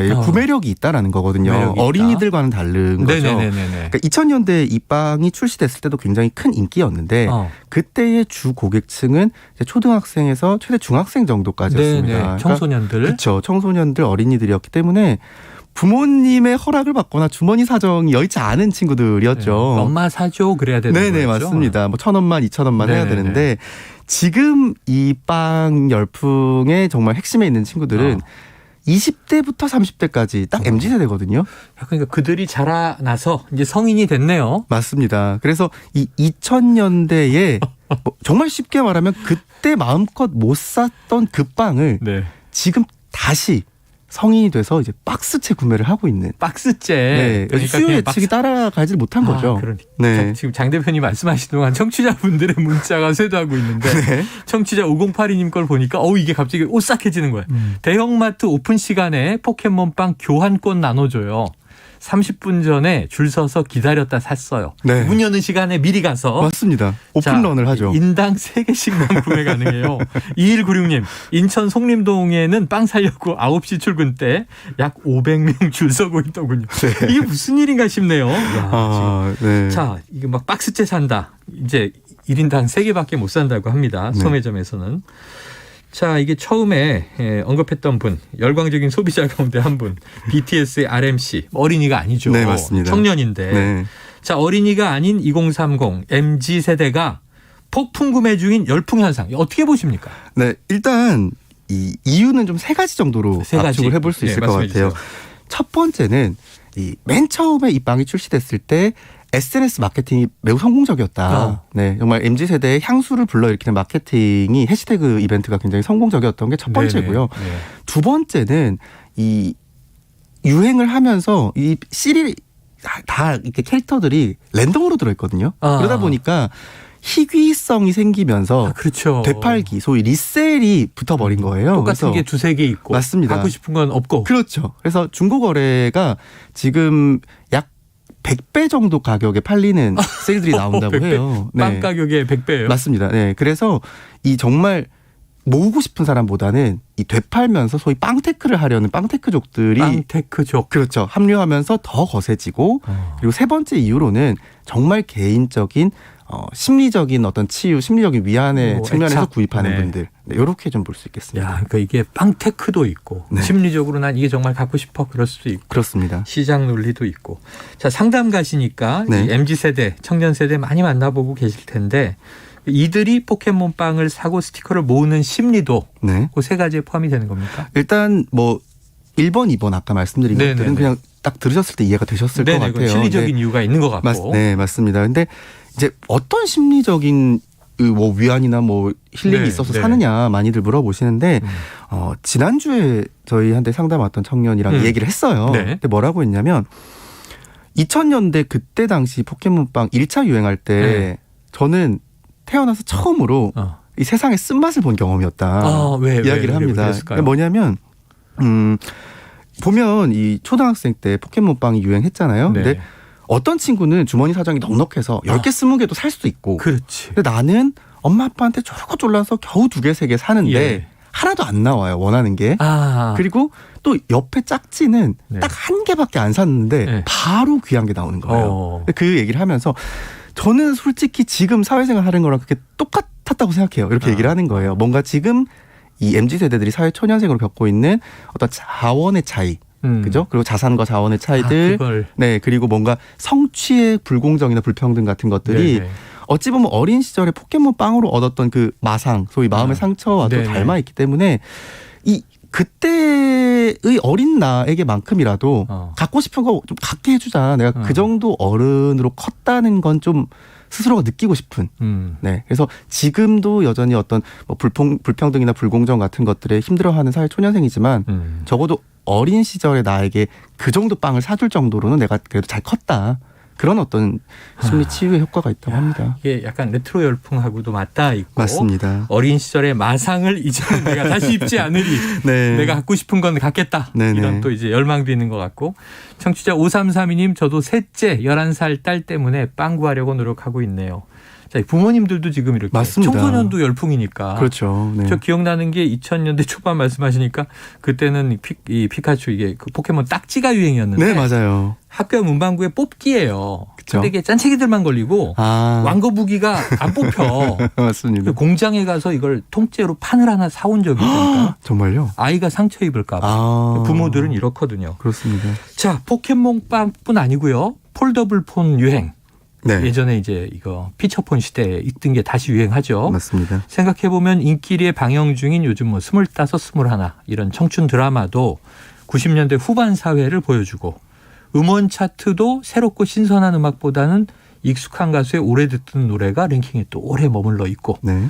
뉴트로라고 부르는데 어떻게 보십니까? 근데 이게 조금 이 MG세대 안에서 나눠지더라고요. 아, 그래요? 네. 제가 M세대와 이 G세대들한테 따로 폴더블 폰 물어봤어요. 그래요? 오늘 오기 전에. 네네. 근데 이제 20대 G세대들 뭐라고 하냐면 우리는 향수 아니다. 우리는 폴더블 폰 쓸 때 완전 유치원생 이하였다. 아, 기억도 안 난다? 네. 우리는 폴더블 폰 보고 옛날 생각이 나는 게 아니라 그냥 예뻐서 사는 거다. 그 신제품이라고 생각하고. 네네. 그러니까 이게 M과 G 사이에서도 뭐 한 가지 제가 예를 좀 들자면 이 작년 도쿄올림픽 때 88올림픽 굿즈가 다시 굉장히 큰 유행을 했었습니다. 네, 88올림픽 호돌이 캐릭터랑 네네. 그다음에 뭐 개막식 동영상 네네. 그리고 그 포스터 디자인 이런 것들이 굉장히 MZ세대한테 화제가 됐었는데 예. M세대조차도 88올림픽 당시에 2-3살이었다라는 거죠. 그러니까 지금의 뉴트로 열풍을 이제 주로 보면 이제 MZ세대의 심리, MZ세대의 상태에 대해서 기성세대 분들이 많이 궁금해 하시거든요. 그러니까 이 친구들이 향수구나라고 생각을 하시는데 사실 폴더블 폰도 그렇고요. 88올림픽도 그렇고 90년대 후반이라는 시대상도 그렇고 전체적으로 MZ세대한테는 이게 향수가 아니라 굉장히 새로 만나는 그러나 우리 눈에 시크해 보이는 옛것. 경험해보지 못했던 옛것. 네.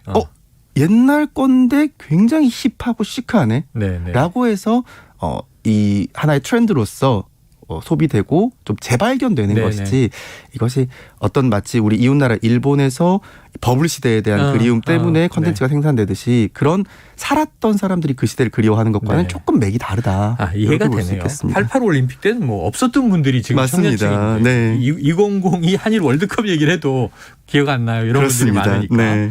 자, 톡톡 튀는 트렌드 세터 MZ세대가 향수에 젖는다. 이건 조금 이제 다시 생각해 볼 필요가 있다 이런 얘기해 주셨습니다.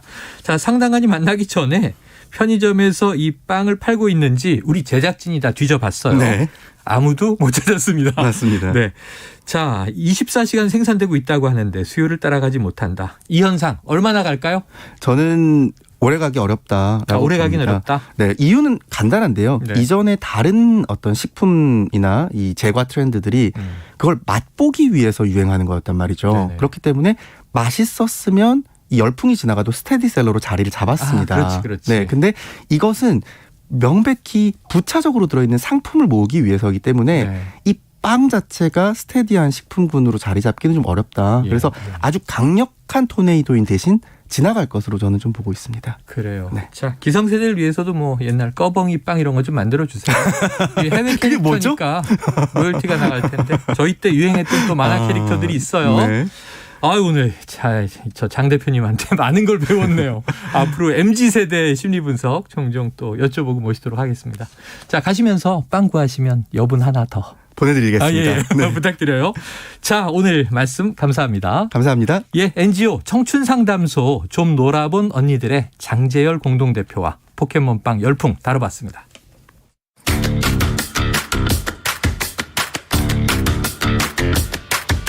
지금 여러분께서는 KBS 1라디오 최영일의 시사본부와 함께하고 계십니다.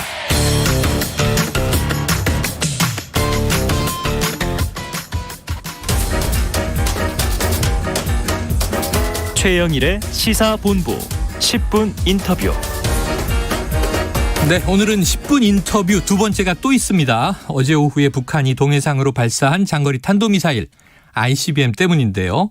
미사일 유예 조치, 모라토리엄을 파기한 상황입니다. 안보 전문가 전화로 연결해서 자세한 내용을 짚어보죠. 홍민 통일연구원 북한연구실장과 전화로 연결하겠습니다. 자, 홍 실장님 안녕하십니까? 예, 안녕하십니까? 네, 자, 어제 오후 2시 34분 발사된 ICBM이 과연 무엇인가? 신형 ICBM이라고 하는데요. 북한은 화성 17형이라고 하고 이게 어느 정도 재원, 위력 좀 밝혀진 바가 있습니까? 예, 오늘 북한이 이제 보도를 통해서 구체적인 내용을 좀 공개를 했습니다. 네. 고각 발사를 했고요. 위로 치솟아서 이제 고도가 6,248.5km가 날아간 것으로 북한이 보도를 했고, 수평으로 거리를 재면은 1,090km 정도 날아갔다라고 합니다. 네. 그리고 비행 시간으로 본다면 68분간 비행, 소위 이제 채공을 한 거죠.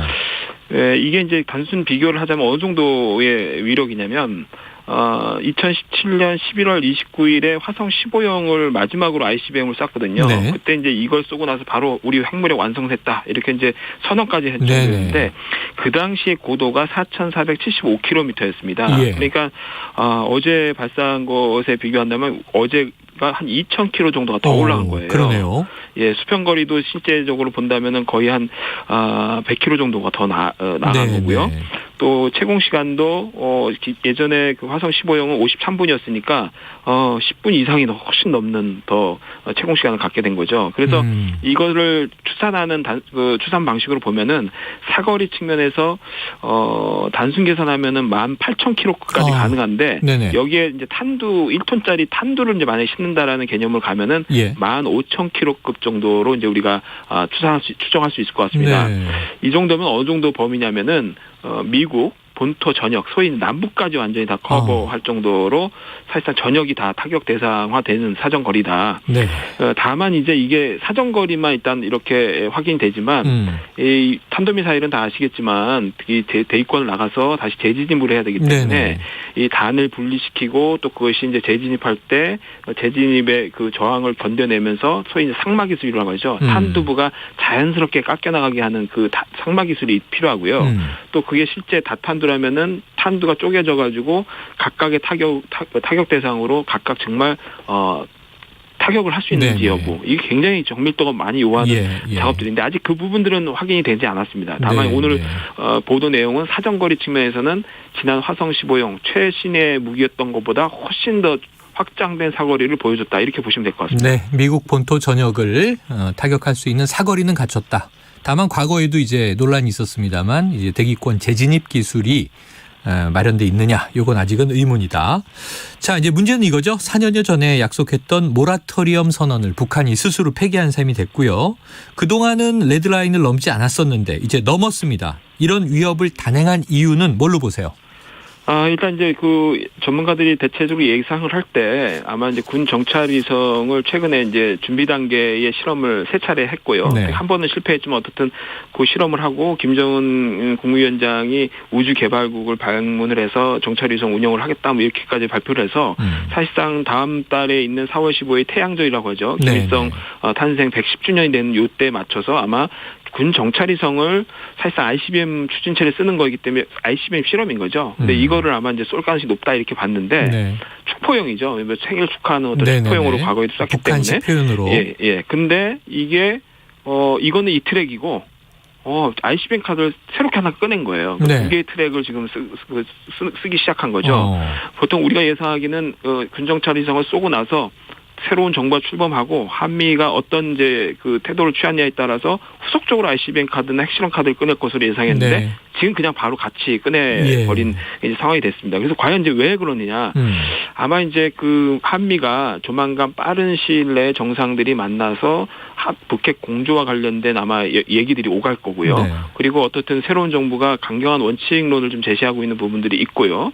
그리고 그 한미 연합훈련도 이제 정상적으로 이제 하겠다, 정상화하겠다, 그러니까 규모를 기동훈련까지 포함하는 정상화를 하겠다라고까지도 이제 표현을 하고 있고, 또 미국이 1, 2, 3월에 걸쳐서 또 대북 제재, 독자 제재를 또 계속 추가했어요. 그래서 북한이 보기에 얘네 이 한미가 어떤 이제 그 공조를 가지고 향후에 할지를 다 기다릴 필요 없이 선제적으로 먼저 자신들의 무기의 위상을 확실하게 보여주자. 그래서 북핵 공조를 하더라도 자신의 달라진 전략적 위상을 고려해서 공조 논의를 해라. 뭐 이런 식의 이제 일종의 메시지를 발신하는 의미가 상당히 강하지 않을까. 그러니까 어떻든 위기를 크게 끌어올리면 그 위기를 줄여가는 주도권을 북한이 줄 수 있거든요.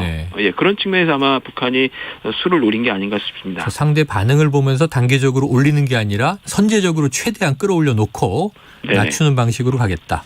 자, 이 북한 도발에 대해서 우리 군은요, 현무 2, 현무 2죠. 이 합동지대공 미사일 발사로 대응을 했는데 이 충분한 대응이 되겠습니까?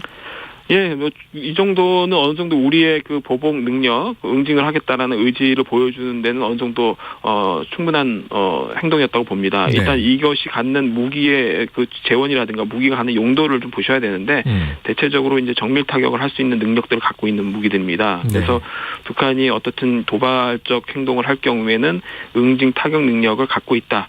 이것을 적절하게 보여주는, 특히 이제 우리가 갖고 있는 최신의 무기들이거든요.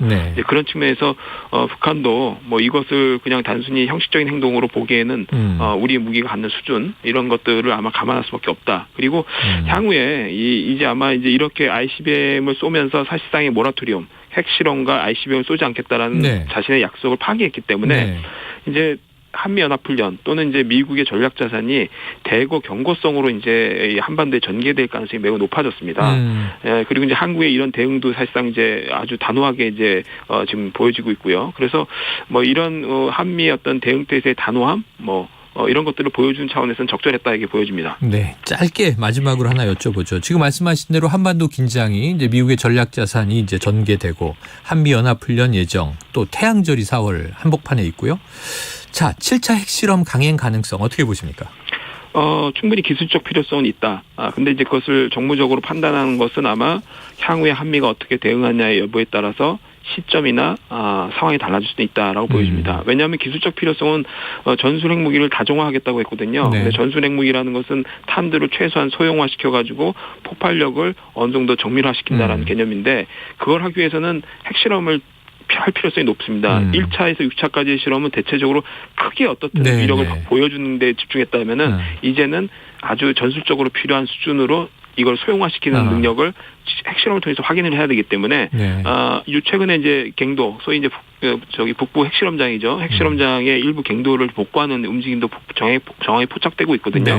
이게 뭐 대외적으로 보여지는 어쩌게 압박 메시지이더라도 어떻든 가능성은 충분히 있는 겁니다. 그래서 뭐 복구를 웬만큼 잘한다면은 3, 4개월 내에 빠르게 복구를 해서 실험을 하는 것에서는 크게 이제 문제가 없는 상황이거든요. 다만 한미가 이것을 어느 정도 이제 용인하고 어느 정도 대응을 하느냐, 그리고 국제사회가 과연 이것을 어느 정도까지 용인할 수 있느냐, 여러 가지를 아마 정무적으로 판단하고 시점과 상황을 면밀히 보지 않을까라는 생각이 듭니다. 알겠습니다. 실장님 오늘 말씀 여기까지 정리하죠. 고맙습니다. 예, 감사합니다. 예, 지금까지 홍민 통일연구원 북한연구 실장이었습니다. 최영일의 시사본부는 여러분과 함께합니다. 짧은 문자 50원, 긴 문자 100원이 드는 샵 9730. 라디오 어플 콩과 유튜브는 무료로 참여하실 수 있습니다.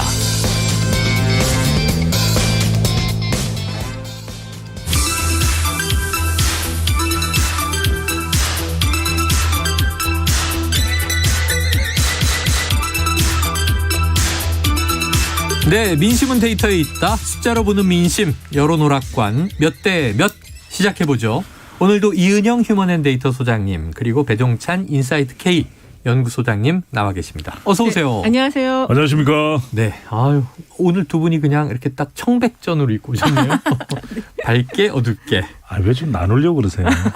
예. 대한민국에 필요한 건 통합. 통합. 네. 협치. 소통. 그거는 알겠는데 지금 분위기가 그렇진 않아요. 네. 보죠. 이번 주 가장 뜨거웠던 이슈입니다. 지난주부터 시작이 돼서 대통령 집무실 용산 이전 여론을 살펴보겠습니다. 자, 오늘 언급하는 여론조사는 모두 중앙선거 여론조사 심의위원회 홈페이지에서 자세한 내용을 보실 수 있습니다.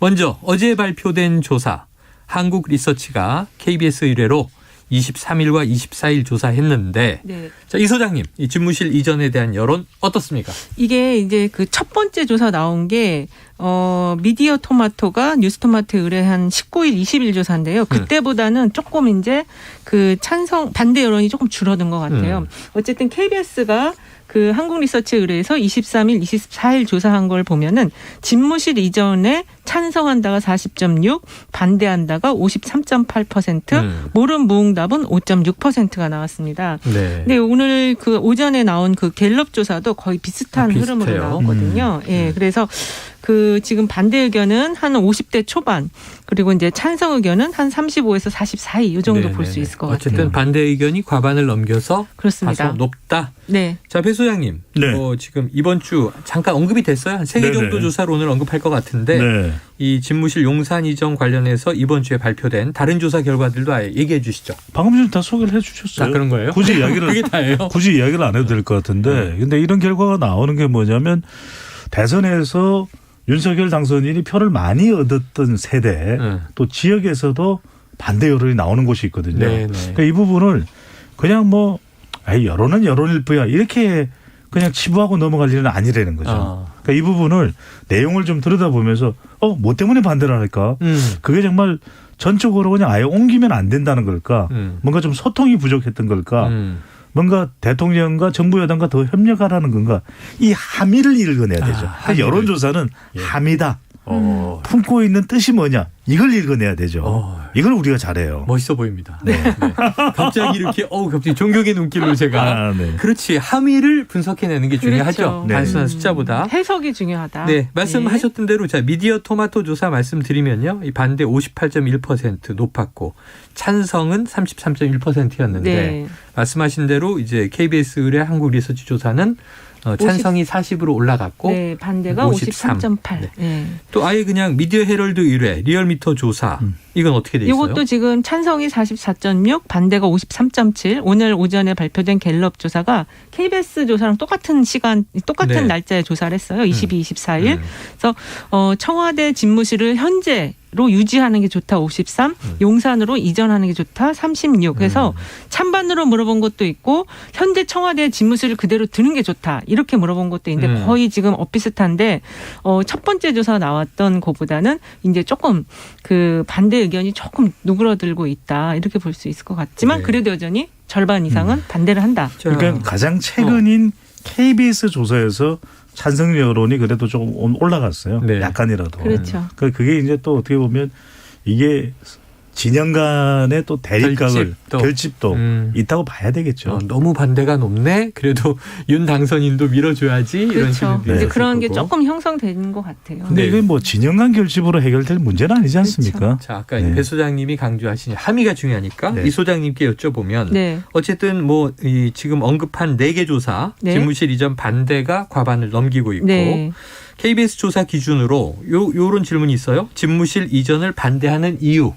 어떻게 나왔어요? 관련해서 가장 높은 게 1위가 충분한 사전 검토가 없어서 38.1%, 청와대 자체를 이전할 필요가 없어서 24.4%, 비용이 많이 들어서 22.0%, 안보 공백이 우려되어서가 12.3이 나왔는데요.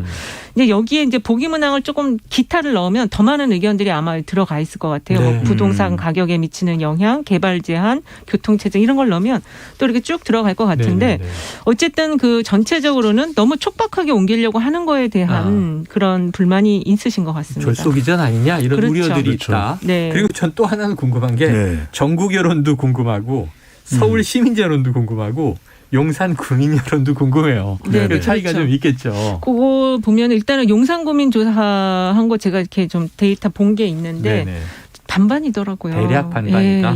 그럴 수밖에 없죠. 서울은 좀 비교적 좀 찬성 의견이 높게 나타난 편인데 그러니까 용산이라는 데도 지금 이태원 마음에서 왜냐하면 자세한 내용을 모르는 거예요.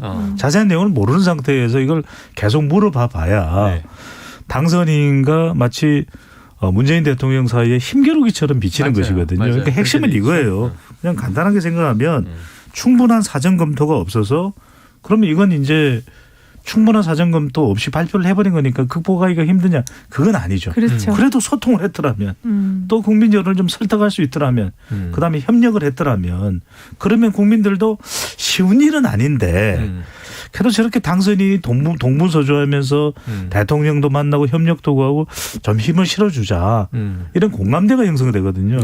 그러니까 92년에 미국 대통령이 된 빌 클린턴 대통령이 우리가 잘 아는 북미 무역협정 이걸 여론조사를 실시해봤더니 나프타죠. 나프타. 멕시코랑 왜 해? 안 해. 미국 국민들의 반응이 그랬단 말이에요. 식군동했어. 그럼 그걸 그냥 넘어갔느냐? 1년 동안 계속 설득합니다.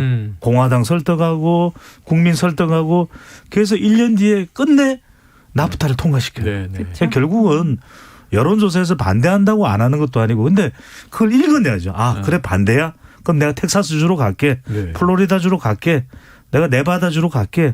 그게 가능해지는 거죠. 이게 지금 청와대에서는 안보 공백을 가장 이제 첫 번째 이유, 그다음에 두 번째가 재산권 안보 공백이 침해. 우려돼요. 그렇습니다. 이걸 두 가지를 지적을 했는데 사실 여론조사상에서는 안보 공백이 좀 낮거든요. 4위였죠. 그렇습니다. 그래서 그 이유와 관련해서는 이제 지금 좀 전에 소장이 말씀해 주신 것처럼 이 안보와 관련한 거는 이 보이지 않는 시스템이 굉장히 많은데 그걸 아직 좀 체감을 못 하시는 걸 수도 있다. 이렇게 좀 해석할 수도 있고 1번 그러니까 충분한 사전 검토 없어서 안에 이게 다 좀 일부 반영되었을 수도 있다.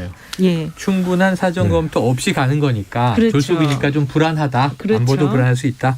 그렇게 이해해야 되겠네요. 자, 그러면은 찬성한 응답자들에게도 이유를 물었을 거 아니에요? 그렇죠. 어떻게 나왔습니까? 찬성자들한테 물어봤더니 국민 소통에 도움이 될 것으로 본다가 절반이에요. 그래서 이전한다는 게 당선인의 이유죠. 그러니까 조금만 이걸 반대하는 사람들까지도 설득을 하면은 따라올 수 있는 것이거든요. 국민 여론도. 그래서 대선 공약을 지키는 것이다가 20.8%로 2위를 차지했고 또 청와대 개방에 대해서도 의견이 나와 있습니다. 그러니까 간단해요. 그러니까 세 가지입니다. 이번 이전은 안보, 비용, 일정이잖아요.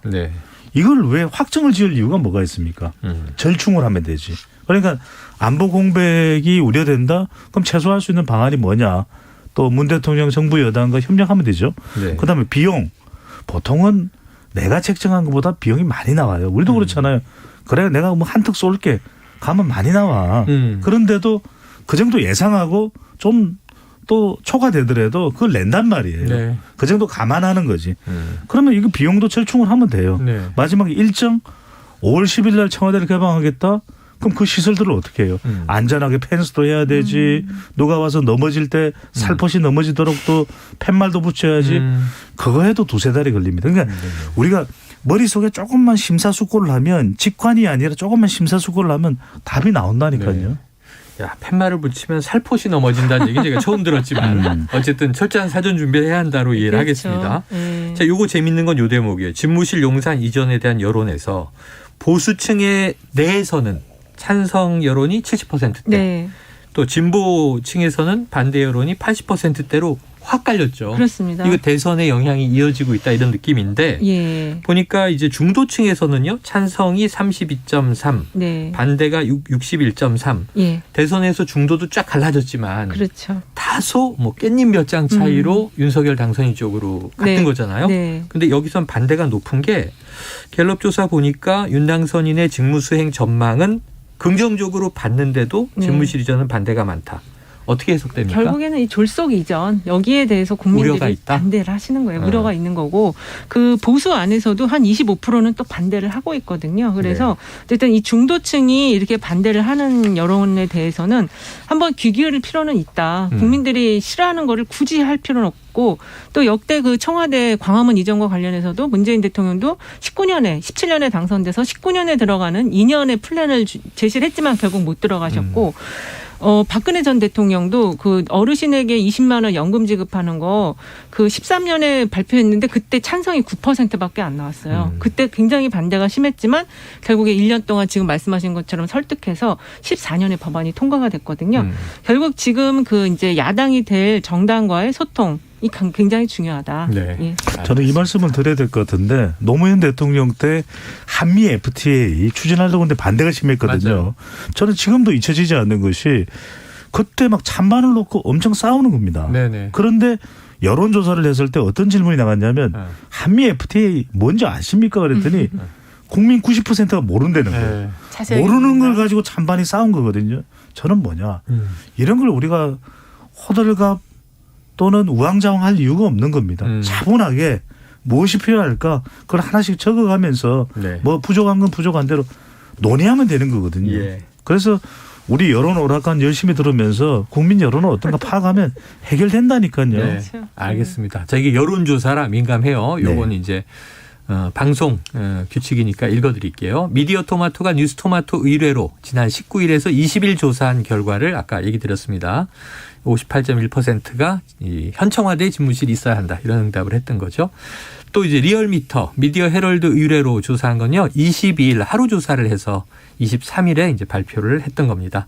한국갤럽은 20일, 24일, KBS 의뢰, 한국리서치도 20일, 24일. 네.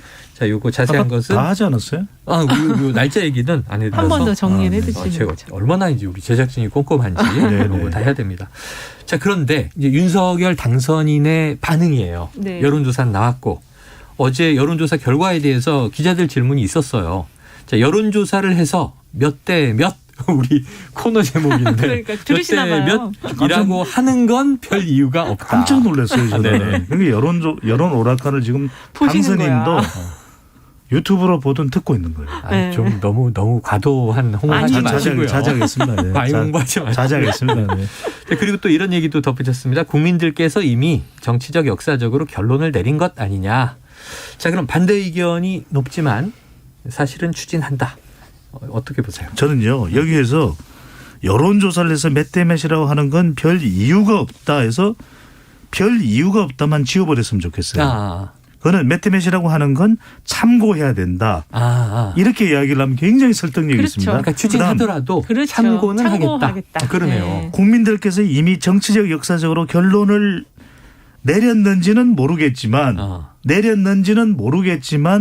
제 의지는 강합니다. 이 정도로 하는 게 좋습니다. 왜냐하면 연설 비서관으로 들어가야 되나요? 결론을 내린 적은 없어요. 그래서 저는 무슨 말씀이냐. 우리가 이것도 지금 인수위에 MB 출신 인사들이 많지만 MB 때를 반면교사합니다. 그때 이야기를 끄집어내서 비판하겠다는 게 아니라 광우병은 광우병 문제가 아니라 쇠고기 수입과 관련된 부분이에요. 그러니까 그 부분도 쇠고기 수입과 관련된 소고기 쇠고기 다 표준어죠. 이 쇠고기의 도입과 관련된 부분에서 소통했으면 되는 거예요. 그렇죠. 소통하고 그다음에 협의를 하면 됩니다. 그리고 마지막에 절충을 해서 그래 그러면 이게 좀 광우병 우려가 있을 수도 있으니까 심리적으로라도 그러면 생후 언제쯤 되는 것부터만 일단 우선 수입을 하고 한 2년 뒤에 안전해지면 추가 우리가 이것을 문호를 열도록 합시다. 그러면 아무 문제가 없어요. 그렇죠. 명박산성 이야기 나올 필요가 없는 겁니다. 이거는 삼척동자도 다 하는 이야기예요. 이게 정치가 말로 천냥빚을 갚는 사업이거든요. 아다르고 어다르니까 지금 우리 소장이 말씀하신 것처럼 그렇게 살짝만 바꿔주면 올라갈 거예요. 찬성 의견이 올라갈 수 있다고 그건 저는 이제 봐요. 소통 스킬과 관련된 거네요. 그러니까 이제 스킬 안에는 그게 이제 자신의 철학에 담겨 있기 때문에 철학과 마인드가 또 그렇습니다. 중요하고 알겠습니다. 자, 이게 사실은 집무실에 묻혀버렸지만 새 정부 정책 중에 제일 처음에 뜨거웠던 건 여성가족부 정말 폐지할 수 있을까 그렇습니다. 이거였는데 여기에 대한 여론도 나온 게 있죠. 네, 그렇습니다. KBS 조사와 미디어 토마토 자꾸 먹는 게 나오네.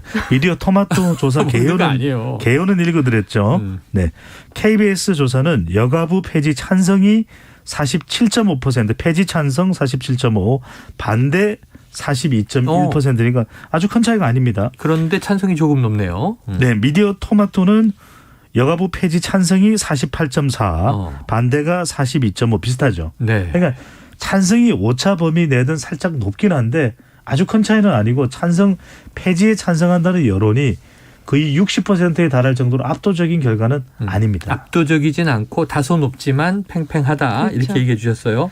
자, 오늘이 여가부 대통령 인수위 업무보고 날인데 국회 동의가 있어야 되잖아요. 그렇습니다. 정부 조직법을 그럼요. 개정해야 되니까 이 소장님 이거 폐지 가능 여부 어떻게 보고 계십니까? 그러니까 이거를 지금 보면 이제 남녀 성별 차이가 이렇게 갈리잖아요. 이런 갈등 과제를 지금 인수위 시절부터 이걸 끌고 갈 수가 없고 여가부 폐지와 관련해서는 이 프레임 자체, 이 용어를 좀 변경해줄 필요가 있다. 이거 어차피 그 기능 보완이나 기능 조정의 문제거든요. 그래서 정부조직법 개편과 관련해서 일단은 이제 지금 곧 야당이 될 민주당과 협의를 잘 준비를 할 필요가 있고 그 안에서 민주당 이재명 후보도 이 여가부의 기능 조정은 충분히 그때 찬성 의견을 밝혔고 이 안철수 후보 당시 후보도 이걸 기능 조정 필요하다는 입장이었기 때문에 이 폐지냐 존치냐 이렇게 접근하기보다는 기능 조정으로 해서 전체 지금 정부조직법 전체를 다 정비를 하면서 그 안에 하나의 그 카테고리로 접근하는 게 좋을 것 같아요. 그래요. 그래도 어떤 식으로든 개편이죠. 왜냐? 그렇죠. 세 가지 이유인데 첫 번째 지금 용산 이전으로도 이 정도 갈등이 벌어지고 있는데 여성가족부 그럼 호락호락 여성가족부 그냥 전적으로 다 폐지하자. 더불어민주당이 받아들이겠습니까? 갈등 부담. 두 번째는 저는 내부 반대. 국민의힘 내부에도 여성 의원이든 여성 당원 많거든요. 반대하고 있어요. 그다음에 세 번째 저는 지방선거에 여성 표심에 영향을 줄 수밖에 없다면 그걸 저는 선택하기는 이준석 대표든 윤석열 이제 지방선거 시점에는 대통령이죠. 어려울 수밖에 없는 거죠. 그렇죠. 자, 시간이 얼마 안 남아서 이제 예언 오락관 또 다음 주에 벌어질 전국을 두 분의 데이터 전문가와 예언을 해보도록 하겠습니다. 자, 북한이 ICBM 도발했고 레드라인을 넘었어요. 엄중한 문제인데 자, 지금 집무실 이전도 아까 이야기한 대로 충분한 준비와 검토가 필요하다. 그럼 이 북한의 도발이 지금 집무실 이전 계획에 영향을 주겠습니까? 저는 당선인 차원에서 말씀드리는 겁니다. 당선인 차원이죠. 저는 영향 안 준다. 안 준다? 무조건 안 가겠다고 했기 때문에. 밀고 간다. 추진한다. 무조건 청와대는 안 들어간다고 했기 때문에 저는 이 정도로 윤석열 당선인이 흔들리지 않을 것 같아요. 저도 이게 지금 크게 영향을 주지 않을 걸로 보이는데 이게 그 북한의 도발의 의도를 좀 볼 때는 5월 말경에 지금 바이든 미 대통령 방한이 있잖아요. 그거를 염두에 둔 이 지금 발사가 도발이 아닌가 그렇게 보고 있어서 그거에 대한 자기의 어떤 존재감을 높이기 위한 걸로 보고 있기 때문에 집무실 이전에는 크게 영향을 안 줄 것이다. 자, 지금 사면 인사권 집무실 이전 문제 지금 이 문재인 대통령과 윤석열 당선인의 만남이 계속 미뤄지는 좀 안타까운 갈등 양상이 전개됩니다. 문재인 대통령과 윤석열 당선인. 자, 배 소장님. 몇 월 며칠에 만납니까? 저는 일요일 오찬 해야 된다. 왜냐하면 이거는 해야 한다. 예언의 문제나 예측의 문제가 아니라 국민들이 이제는 이렇게 되면 국민들 마음이 떠나버릴 거예요. 윤석열 당선인도 그걸 원하는 건 아닐 거 아니겠습니까? 그러니까 빨리 일요일 오찬해서 하고 싶은 이야기를 배석자 없이 마음껏 4시간 하라. 그래도 4시간 시민들한테 개방한다고 했으니까 청와대 구석구석을 윤석열 당선인도 다 보지 못했을 거예요. 그래서 둘러보고 벙커도 가보고 대통령께 협조할 거는 협조를 구하고 하고 싶은 이야기를 다 털어놓고 대통령도 또 아쉬운 것도 있을 거예요. 다 해라.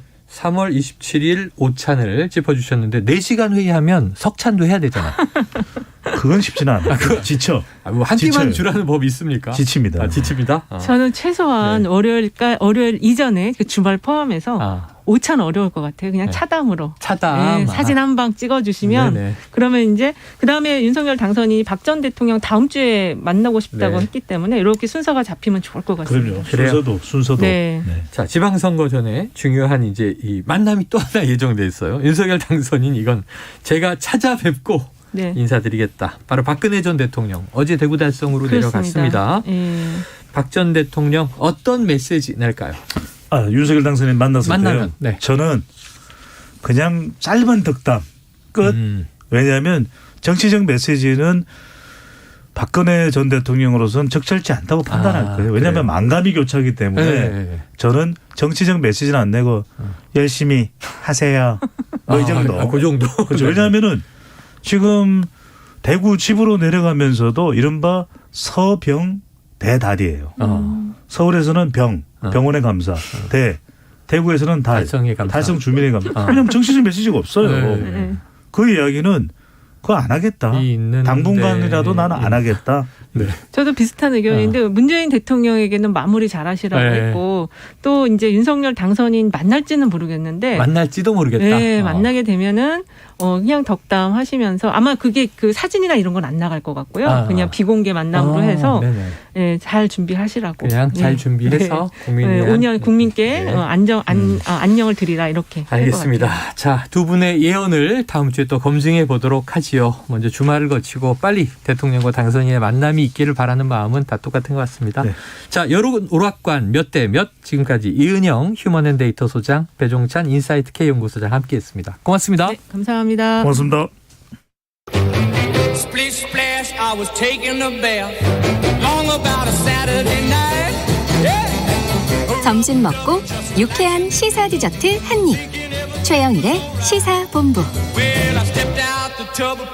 네, 자 시사본부 매일 이 시간 청취자분들께 드리는 깜짝 간식 선물이 있는데요. 자, 월드컵과 이름이 비슷한 아이스크림 드릴 겁니다. 이유는 아시겠죠?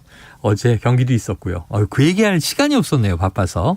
자, 코너 들으시면서 문자로 의견 주시는 청취자분께 쏩니다. 짧은 문자 50원, 긴 문자 100원, 샵 9730으로 의견 많이 보내주시고요. 금요일마다 돌아오는 스포츠 본부, 숨통이 트이는 시간이죠. 오늘도 KBS 스포츠국 정윤호 PD와 함께하겠습니다. 어서 오세요. 네, 안녕하십니까. 어제 월드컵. 아, 저를 2022. 위해서 그 시간을 아껴놓고 계셨군요. 이 이야기를 하기 위해서. 이 얘기를 못하고 있었어요. 신나는 얘기는 이거 하나인데. 맞습니다. 힘든 전국 얘기만 하고 있고. 네네. 어떻게 됐습니까? 어제 우리 대표팀이 2대0으로 승리를 거뒀죠. 이게 보통 승리가 아닙니다. 약간 또 이제 과장이 아니고 실제로 11년 만에 승리거든요. 마지막 승리가 2011년 아시안컵이었거든요. 네, 이란전 승리가. 그런데 우리나라에서 이란을 이긴 거는 16년 5개월 만입니다. 2005년이었거든요. 당시 저는 미성년자였고요. 미성년자였어요 그때? 네네. 아니었을 것 같은데. 그래요?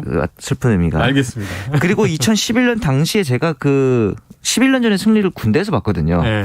그 정도로 오래된 승리인데 물론 좀 행운도 따랐습니다. 왜냐하면은 이란의 주축 공격수인 메흐디 타레미 그리고 윙포워드인 알리레자 자한바크시가 소속팀에서 코로나19에 확진되면서 확진됐죠. 라인업에서 빠졌거든요. 하지만 어쨌든 이기는 게 최고고 운도 실력이다. 그렇죠. 그런 점에서는 명쾌한 승리였습니다. 우리로 치면 막 손흥민 선수가 확진돼서 못 뛰는 거야. 그런 경우였지만 네네. 자, 운도 실력이다. 맞습니다. 명언 남겨주셨습니다. 네.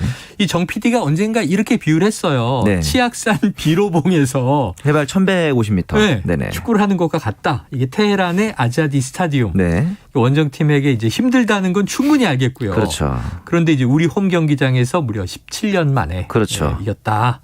이거 중국의 공한증에 빗대서 우리 공이증. 공이증, 공란증. 네. 근데 왜 이렇게 그동안은 유독 약했던 걸까요? 그러니까 사실은 우리나라의 축구 스타일 자체가 피지컬을 앞세우는 유럽 축구에 좀 약세거든요. 근데 이란이 지리적으로 보시면 아시겠지만 유럽과 가깝습니다. 유럽 옆에 있죠. 예, 그래서 근력이라든가 피지컬적으로 신체 조건이나 이런 부분들이 유럽과 가까워요. 그래서 이제 축구 스타일도 그렇고 굉장히 좀 상극인데 거기다가 특유의 그 침대 축구라고 불리는 어떻게 보면 실리 축구라고 볼 수 있는 거죠. 실리 축구라고 볼 수 있지만 실리적인 그러니까 이길 수만 있다면은 모든 방법을 내세우는. 우리는 막 짜증 나는. 그러니까 말이에요. 근데 그게 이란 입장에서도 중동권에서 그런 경기들을 많이 해본 거예요. 다른 나라들을 상대로. 그래서 약간의 그 능글능글한 경기 운영에 우리나라가 좀 많이 당했고. 우리나라 사람의 성격에는 정말 점점 화가 나니까. 맞아요. 좀 정정당당하게 하고 싶은데. 평정심을 잃게 되죠. 맞습니다. 그런데 또 우리가 한일전은 이 정도로 그렇게 공일증 이런 게 없잖아요. 왜냐면은 없죠. 성적도 좋았지만 그 중요한 길목에서 일본과 마주친 적이 별로 없습니다. 반면에 이란과는 지금 아시안컵에서도 1996년부터 2011년까지 5번 연속으로 8강에서 맞붙을 정도로 월드컵 길목에서도 좀 자주 만나는 상대였기 때문에 그동안 계속 좀 골머리를 앓았었죠. 자, 이거 원수는 외나무다리처럼 계속 만났던 이란하고는 원수죠. 그런 관계가 형성이 됐어요. 맞습니다. 지금 말씀 듣고 나니까 유럽 옆에 붙어 있는 중동. 네. 리버풀에서 잘 뛰고 있는 모하마드 살라. 그렇죠. 중동 선수죠? 중동 선수 이제 이집트 선수인데 선수죠? 어쨌든 간에 그 유럽과 가까이 있잖아요. 네네. 그렇다 보니까 이제 그런 선수들의 체계 조건은 유럽과 가깝다. 그리고 또 가까이 붙어 있어서 축구를 그냥 같이 해볼 기회도 많으니까. 그렇지. 맞습니다. 유럽 리그로도 많이 진출하고. 그렇죠.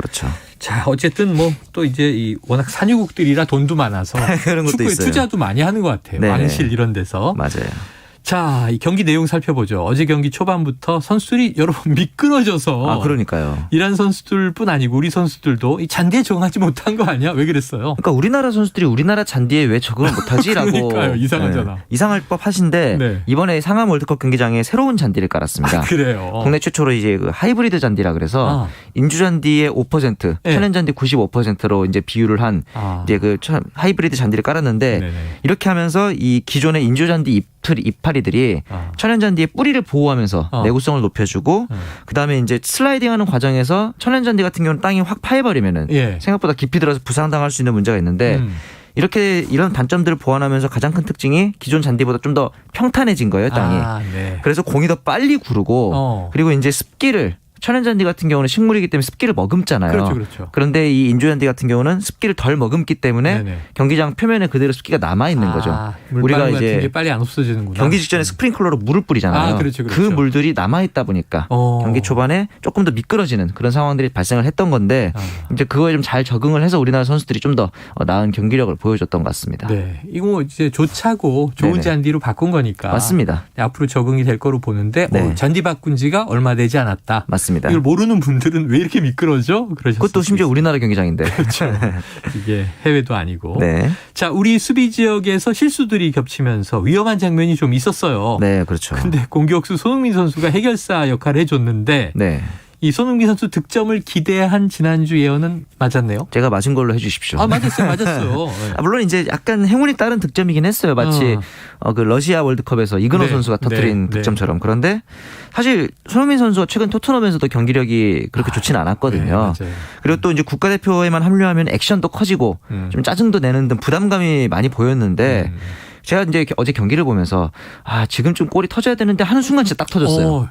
사실 득점 없이 전반 종료 직전이었으니까 0대0으로 후반전에 갔다면 부담감이 더 많았을 텐데 아주 적절한 타이밍이었던 것 같고. 안도의 한숨. 네, 사실 이 선수들이 그 부진에서 탈출하는 방법이 의외로 그 행운에 의존하는 경우가 많습니다. 행운의 득점 이런 것에부터 이제 슬럼프 탈출을 시작하는 경우가 많기 때문에 앞으로 좀 손흥민의 플레이도 더 좋아지지 않을까 하는 생각이 듭니다. 그렇지. 행운이 따라주면 이제 실력이 되는 거죠. 그럼요. 행운이 이어지면. 지금 말씀 들어보니까 손흥민 선수가 거의 메시 스타일이에요. 자기 리그에서는 날아다니는데 국대가 되면 아무래도 본인이 뭔가를 해야 한다는 부담감이 메시도 그렇고 손흥민도 있겠죠.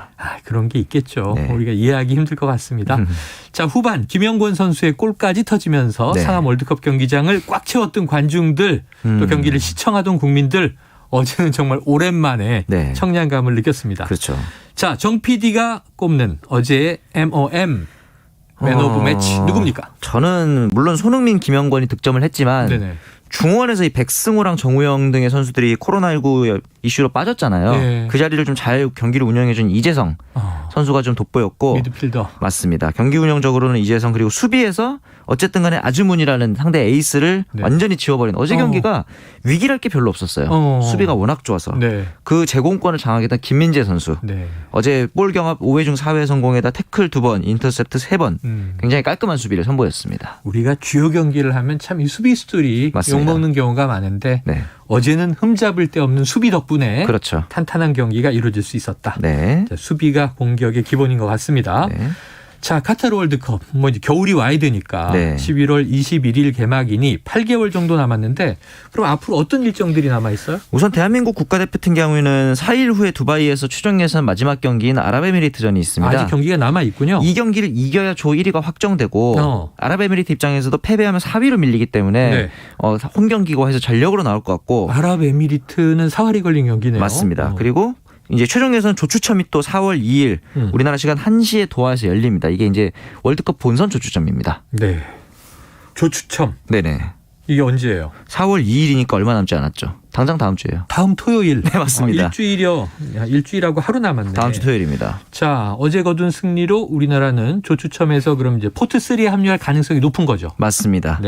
그러면은 포트 4에 있는 것보단 유리해지는 게 맞아요? 그렇죠. 이 포트별로 한 팀씩 나오기 때문에 포트 3가 포트 4보다 이제 5번 월드컵부터는 FIFA 랭킹 순으로 포트를 배정하는데 쉽게 말해서 우리가 높은 포트에 들어가면은 4포트에 있는 예를 들어 웨일즈, 파나마, 캐나다 비교적 약체인 나라들을 만날 수 있기 때문에 우리가 네. 최대한 3포트에 위치하는 것이 조추첨에서도 유리하다고 볼 수 있습니다. 랭킹 순으로 이제 포트가 배치되는 걸로 됐구나. 네, 바뀌었습니다. 어쨌든 예전에는 조 1위로 올라가면 다른 조 2위랑 하고. 그렇죠. 2위로 올라가면 다른 조 1위랑 하고 그랬죠. 이제는 이제 조추첨이 대륙별 분배가 아니라 FIFA 랭킹으로만 매기게 된다. 그래요. 네. 자, 이란전 중계를 보면서 중계를 보면서 지금 말이죠.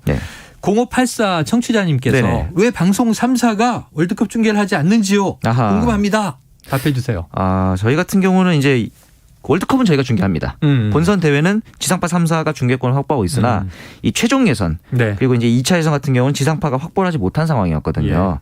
개인적으로는 이렇게 최종 예선 등에서 지상파 중계가 없다 보니까 사람들이 오늘 축구를 하는지도 모르는 경우들도 제법 맞아요. 있더라고요. 그래서 물론 이제 중계권이라는 건 굉장히 복잡한 부분이지만 굉장히 압도적인 경기력이었거든요. 우리나라가 최종 예선에서 무패였는데 그럼에도 불구하고 열기가 좀 식는 느낌이 있어가지고 앞으로 이 부분은 지상파 매체들이 고민해야 될 과제가 아닌가 하는 생각도 들었습니다. 그래요. 카타르 월드컵은 볼 수 있는 거죠? 물론입니다. 제가 열심히 준비를 하고 있고 또 이번이 한일 월드컵 20주년이거든요. 그러네요. 그 부분에 대한 특집도 열심히 준비를 2002, 하고 있습니다. 2022 맞습니다. 기대해 보겠습니다. 자, 1660님 요즘 정치 문제로 답답했는데 모처럼 전 국민에게 벅찬 감격을 주어 후련했어요. 열심히 해서 4강 갑시다. 파이팅! 감사합니다. 자, 월드컵과 이름이 비슷한 아이스크림 받으실 분 0584 1660 1404 8505 3229 6789님입니다. 자, 오늘 정현우 PD님 고맙습니다. 감사합니다. 자, 오늘 여기까지입니다. 다음 주에는요, 제가 한 일주일 개인적 사정으로 자리를 비우게 되고요. 박지훈 변호사가 다음 주 대신 진행을 해 주십니다. 너무 놀라지 마시고 계속 귀 기울여 주십시오. 다음 주에 박지훈 변호사와 뵙고 저는 다음 주에 뵙겠습니다. 청취해 주신 여러분 고맙습니다. 지구를 위한 새로 고침 습관을 바꾸는 라디오